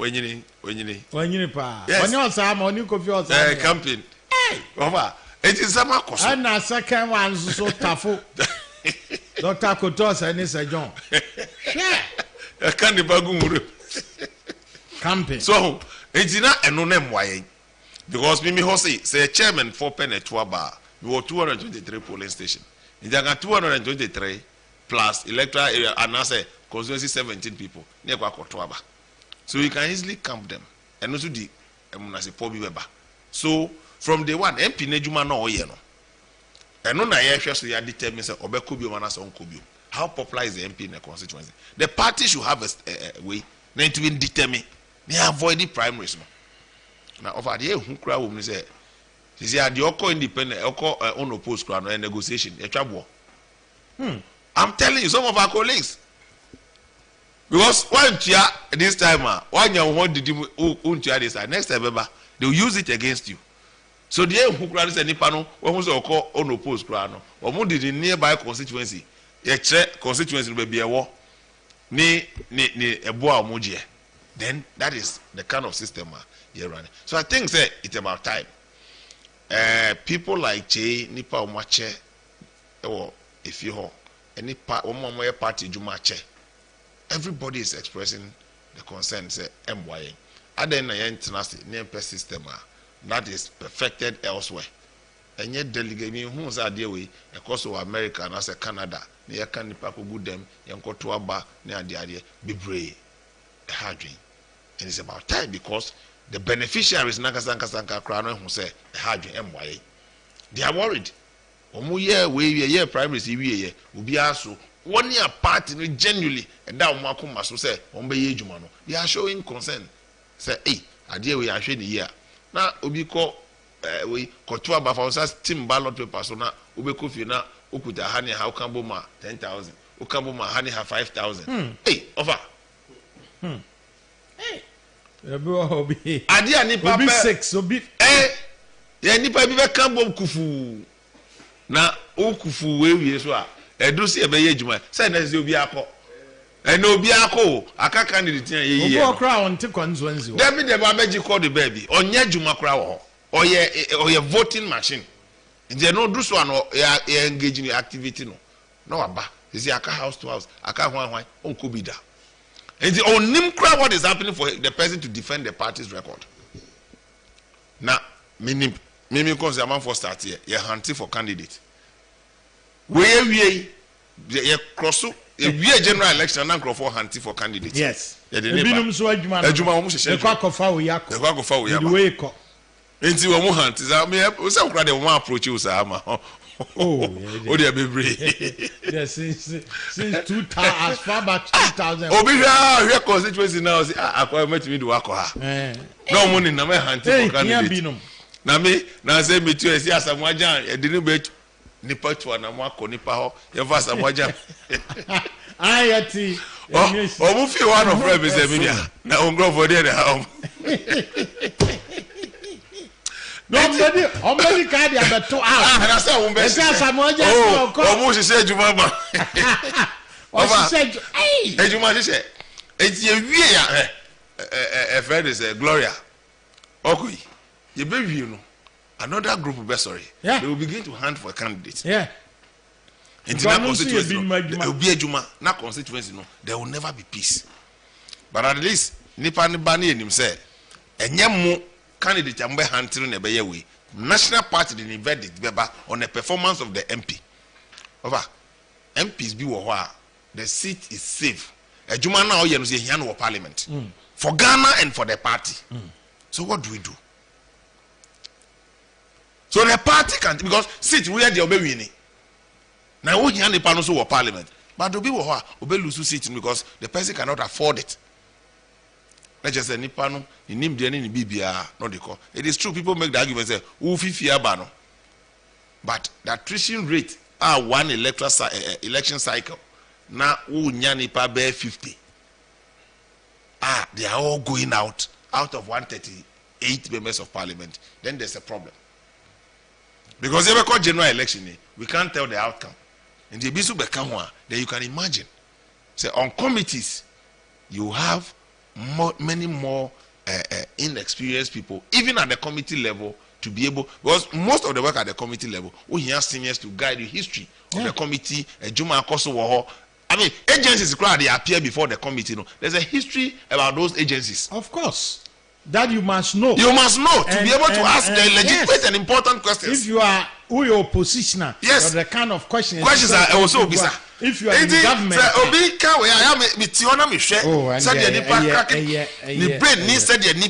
look, nobody can say it doesn't matter. Look, now Joe is sharing the story. He was a chief executive, he was a lawyer, Oba Parliament. It took him over 2 years to really understand the rudiment of the processes they go through a parliament. And you see, say one year support, no, the party will be weak even in providing leadership for the country. Even maker from press. Also, maybe dintro, no one said nipa no dintro, not MP general on to me. And say or rise on the point of order because the NIPA does not have institutional memory. Because I say NDC4 say Gota, woman buy, and they were pushing this. When I remember President Kufuor's time, you did fiber optic, maybe you did fiber and NIPA. Now we go back to the history. You follow some experience. People say no. Idea where by Parliament that state that say it should form part of your debate. But if you have a senior person who say no, idea about Parliament about committee, so this time and this time and this time and this time. So it is not a joke. Because the corner nyame and the one for fee now 50 corner that maybe people don't understand what you are talking about. It will be shocked. Say committees now one experienced person, they are kind of new people. NDC falls on the door, so it is what comes out even at the committee level and a final expression on the floor of the house. So how are you debating even a report that you are not privy unim what goes into it? Enti hajimpa media mesre ya yesterday we no constituencies na aka no muma nyina yen kambom ni enye adwuma ne retain MPs na wo motumi wini wo primaries no for the sake of your party no. Very, very important. At least we said the lose is enough. We shouldn't lose any more through the general election. Now we're more winning primaries. No, I know constituencies some former MPs are trying to stage a comeback. Some of our constituencies need be but never again say out of internal issues. No, we are going to lose some of the seats now. I am changing MPs. No, very important. Say. We'll be reminding ourselves of that. And over system, if we want to do it, my proposing this system of KPIs. Now, you monitor our performance. Now, constituency should have a stake, the region and national party, and independent assessors. Never determine. So you are you are gravitating towards maybe meritocracy and it is. You see. There's a level of which the polling station people will participate in this decision making and assessing your performance. No people who are in the electoral area, if they are not MP no visit order, they will find a way to ask the electoral area people, has your MP ever engaged you? Which I say, ever form part of your KPIs. So when they determine all this, and a report, I have a report from first day I swear me in. To say a core primaries, every activity I had undertaken with my life as an MP, my documenting. I've documented a very voluminous, apart from a project document, report. Every activity I'm undertaking as an MP, my documenting in and one day I'll publish it. Every activity, me first time, I'll find a way to publish it. Nipa me share womo, maybe I'm too conversations, my documenting in it's a task. Here's the case. Polling station or change election rules so that they can walk away with some amount. It's a party. It's a party. No, I the proposal be a banner is not in their favor. Are they not going to kick against? Now, over kicking against and over constituency by 120,000 registered voters. Delegate 1,000. I can tell you that they do when we talk about your campaign. Nipa obenya mo pass on bedi campaign and do 400 out of Vivian. Yes, volunteers now they are out of delegate. Bebre wa ejuma no mo nye bi. Wa mo nye bi enya is not peculiar to man. Eba be ejuma no. Bebi na ba na ye house to house na they are obi ho be call the electoral area. Obe kwa onya time e di da. Obi 5 o'clock no fifie obe fi anajo. Ye be to abeso bi fi jom na ba to aba no yo ginisi kokko. When you promote no, it is a ab initio. The man don't say your party no rules. They select your leaders near. Then the leaders will be more accountable to the people because when say investigations need KPIs. No, it needs those engagement. Now I passing the test. Me dear, that is my suggestion. My suggestion over time. Say you shall hobium. Over kasha a conform Saturday. Enti yakeka nyina no obi wo ho a oye hard work power constituency ho enso de yakọ so nyina no ebi afa ne bobo ano na afenibu efuba say na ye adwuma ne kese. I know people in certain polling stations they work harder than people in the album na me dey be am catch you say obi te ha when him say you don't deserve even to be here. Most often than not, some constituency executives, ye the nipa no be shem say dey beto abama no. Na ho nipa interest. Ho obi ne yire mu ye miensa, omo nyina wo abom no. Ni ma eka ho. So one family e wo abom no mu. Say abai ayekuku season. Ayekuku season. E bi so omo ye adwuma pa, both wife and husband they work. E bi so ho kra dia, o committee a mi kunu be committee na ma me.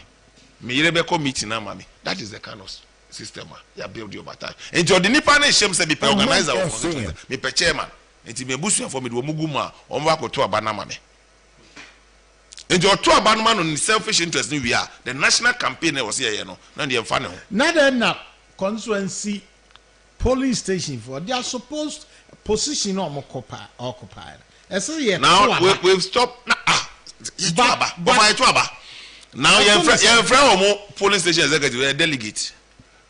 Delegate delegate. Oh, you see me a delegate. Delegate. On can so your police station. So we executive. It comes a responsibility. That are responsibility. But on your officer, and today be had the ono de oje. Ono so for be movie. Me a delegate. Yes, that is what they say. I'm a delegate. This is me a delegate to how? This is me a delegate to how? Over, etiasemo. Woko kanu ankani yesu a tuma na ye campaign ebi aye ni we say wo yesi wo ba wo be yi afia abo no me say wo a adwuma no munye bi no police station a mo ye 5 na mo ha mo nim ni pa o ye adwuma ne ni pa o nya adwuma enya mi na mba beka mo hia meeting ani pa no baby o ma bia mo na mo betumi yi na fi me ntumi me yi obi mfim because a polling area ho ene e beto aba mo mfra meeting na mo determine electoral roll for those who are members in this electoral area or more attending meeting. That is a book ebe validity. Wamonso nebe tu moswaba. Ubi wo ho polling station e dina hye no.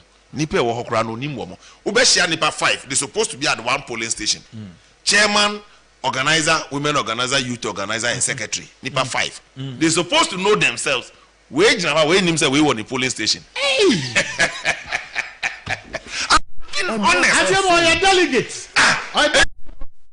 Obi wo ho on tip polling area ho. Daddy. Obi ti Kumasi. Na ordination. Na. Enti obehia wo park no so say beto aba. Onim say me ne wo polling station. So am compile na ebusa of emfa nka ho. Nim say. Me timi vrakra bia. Meeting bia go so say beto aba. Say beto aba. Enti at the end of the day no, nipa no onim say we ye me polling station chairman. Where yes, I'm telling you. And some of them they complain. One more adwuma no, one more year pa no, they complain say yeah 5. They be a better meeting no. You who the 4th person, you who the 3rd person, or no hiva. Until over, there must be a total overhaul of the place. Now you who say, who say we a polling station executive with the response, you are a polling station code. The do's and don'ts of them. Obi kura won't be that. What printing na watch no kura no nkai. No do a delegate because of ya nya ye album no wie ya to electoral area aba. The certificate or no delegate no polling station delegate no onye executive bio. Ye ni wie ya na nti coordinator na or ye electoral area coordinator a maximum of 10 polling station no nipa 50. Ono hihye nipa ye coordinator chim no beto aba na ma no. Nti abro.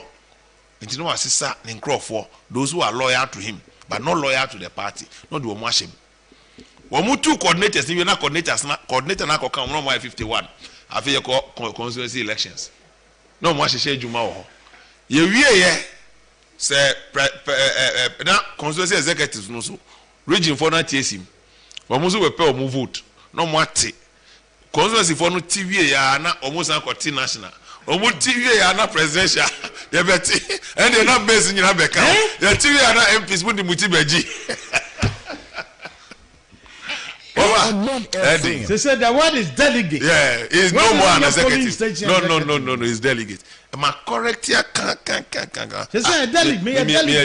Me a delegate. Now, Obi sending a message. First thing Obi identify home. I'm a delegate at the Onkase me a polling station executive, and I'm an officer at this polling station with the search position. No, or a delegate. So once you're a delegate, you also TS here. o treat na what treat ye but a hard dream. In fact, most of them most coordinators, polling station executives, they work and they express concern about some people are womangasa catch up. Sabi ubi wa ubisano u polling station din this agro nim. And the nipa we could rely on the panel for general election ubi do hamo. Ni polling station unim polling station ni din. No who polling station code. Because when you're polling station executive, you must know your polling station code on the day of elections. So be back polling station, not only voters ID card. You should be able to tell the person say, "What to about her?" And I want to about. And I want to about her. They can't tell. They now obi crack me call polling area. No name be on one to about. Because if you have a cluster of polling station, you are mounting your truck code na bo enim. Onim ni code no ho be able to naba. So how do you rely on such a person? How do you rely on such a person? And Timuamu said the system of selection, no. The system of selecting problematic. Quite problematic. In fact, ebi ye juma pa. Ebi meticulous. Ebi ye juma. I'm telling you, ebi ku omo hu ye juma no a party no si omo nye. Yet very soon, ye start voter identification. Say the last year major registration 2020. Ebi to cry, ebi wu. You need to go to homes and match them with a register. So there's no sacrificial job in the party anymore. Anything the person does, you have to pay. Sometimes we call polling station meeting as an MP. No one to Jessica. Now next time for one assembly election. I mean yes, sensitization among our electoral areas. Baby, one to Jessica. Who corner a man for show. Now I be one pano. Who friend meeting just say item 13 a bepai. The anointing that most MPs they are not able to engage in call meetings more often because it's expensive. Oh yes, so Kucha constituencies no cry. Over. Now I call town hall meetings. You need to.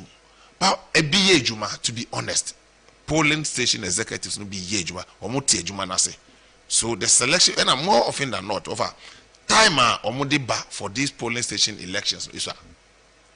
So most places hurriedly they put people through, and it's a bit of a problem.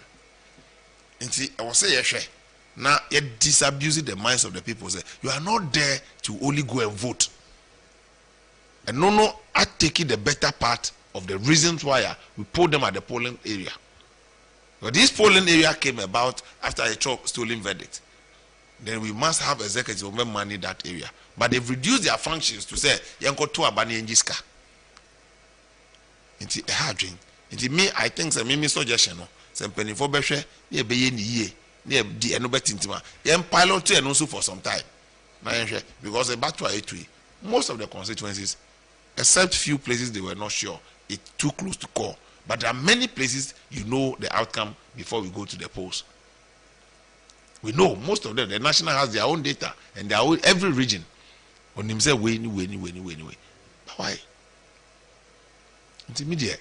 We must devise a different strategy. Now, you can call. Because we be all your polling. Why you didn't want support you? Be a nipa na win there. Na wanye bufo. Why you be training graphic campaign? Someone amwaji. Yeah, shemo. These are things but I believe say you have call rounds and then look, the bigger interest is when your party wins. Maybe I may be saying and then MPP or power. We see winya you bufu. Niama MPP polling station executives enya NDC mi constituency. A bro and now Gary cap bakukra on enya. Na position na usi wana wumpe. NDC ni kuni say the party mra power no may assume is our position. And the me en fatu ma omo. NDC for sorry wan ho no moko. But some dem sorry mo MP amoko ne ho. Mo MC am be kon ho. And I think it's better than you maintain that opportunity. Nipa doma ye boa omo nyuma mu na de ade nyina no. It is because of ye nyina ye ejuma na opportunity aba and you benefit from it. But say wo de bufo na utida enchen a time also would any battle. Now they call position. It's nipa when you now no. The person has benefited. You will lose double. So say, all of us cannot be appointed at the same time. You be the bend there. Who cry 1 year so you know you more. Because if there's an opportunity, nipa onye bi no, ono ye di be ma no. Because nanado. So we need term no kwa. A lot of the ministers may not even, most of the MMDCs are when the 8 years now, constitutionally they are barred from even applying for it again. So more opportunities will be created. Until you stand a better chance than obi a wenyebi. So why do you fight obi a wenyebi and a wenyebi? Now I ask people, wona wunya na ka wunya na nibu efu akade na obe. Nti your system no there. Adabraka, you practicing democracy. But I think we should look at it from another angle. Now, pilot and also the KPI system, I think, is the surest way for the party. You put the MPs on their toes, you put the constituency party, the regional party, and national party to be working. Now, you produce a proper basis for why we must maintain this person or not. Look, we know MPs are said before. A party stands the biggest risk, and they with him. It's natural. Yeah. Nipas will chair. It's normal, especially where it's not a safe seat. Especially where it's not a safe seat. But where the seat is safe, even those places we drop in the vote. They are dropping vote even in those places, and that is more dangerous than where it's not even safe. Because where it's safe, you are dropping the vote. It means you are losing more as a party. Because a little effort you maximize your vote. And the party will be a benefit. Because, Sabi, we constituency who are safe. Nipa 10 PR, 8 better about my MPP. So it's a 6 PR, 5 tomorrow. Though you've won, but you've lost 4 votes somewhere. These are the calculations that was here. And I think, sir, conversations in it is. Over Foster, constituency chairman wa Madina, or see me baha, manji permission. Into where the first video no Foster buy or see my visa permission. Into Foster who delegate system why implement where constituency chairman when you know for my dream ra na delegate system no na executive system executive system no one is our responsibility one be boa party no but atwamne ye die wo fa adabraka wo hwe puduo pa na ni party timo na ni party mo ho kodim over now cry the so tia na unya cry na kono obitia still now kono dry chale over Eddie tannes ebeba omu no Eddie any party over now that's all MP na the same and among so delegates is a matter common hobby chale because what you know so asa na lose and then can you where you no dey be that say olusudia odo to kwa drama pai what you know asa lose why you be sa ko kra ka cha say na toma so be as no to man one two man one two man dey onim and that's obi share the story o see course onya e so obutu man no sake go so win election no nipa friend is all my to man also win election no eso oluzi fly and fancy over did I say it's me there semester tete hey amrasha bedwani na osa to aso ewo botiano English amamfo ane ne ewie Gloria Usu enso ye PC elect ewo Trobu constituency enso so FM ya no nso so atwetwen ko ba mfasida ema production team omo toto ne manyina maaye osoko then crofo saberma eboy man offense ehwe technical and social media production meme di chame frame kwabna kwache be sorry answer no last message said about so good evening of KK please now that the parliamentary primaries are over all MPP members should come together for us to break the aid. NDC is not an alternative at all. Thank you. Ruby Tego Gaze Temano Adeba was say of a good evening. Mr. Sly Tete has done a good work in his constituency. I like him so much. God bless him.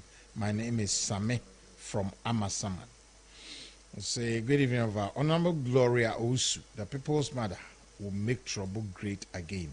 The Oma is very caring and selfless. So we are glad and happy that Madam Glorosu took the trouble seat from what's her name? Breaking the eight will be easy for us with the help of Trouble and Madam Glorosu. Ma Gloria will increase the vote of MPP in Trouble. That's from another person. This is one of the new phases that Dr. Bawumia needs to break the eight from Jamfua University of Ghana. Another person, so said Madam Glorosu has lots of votes for MPP in her hands. The MPP must take good care of her. She's selfless and can protect the seat and increase the vote for MPP.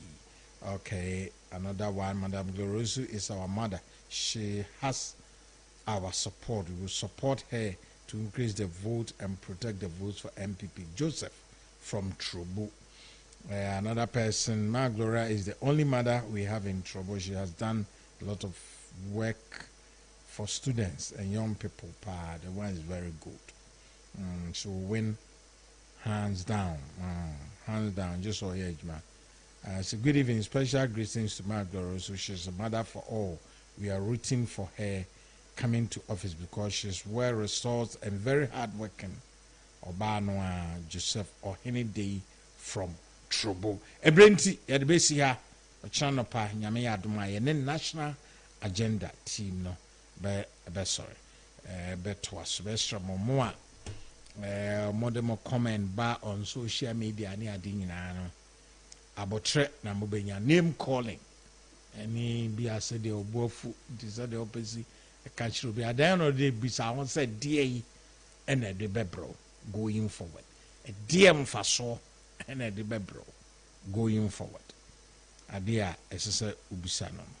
Now one you are struggling to even put some words together to make sense. Now visa atim the DNA attack and now the beya. I didn't crowd us or tro at the back boss was no shebra obre. Which revision so it doesn't make sense. Envencia.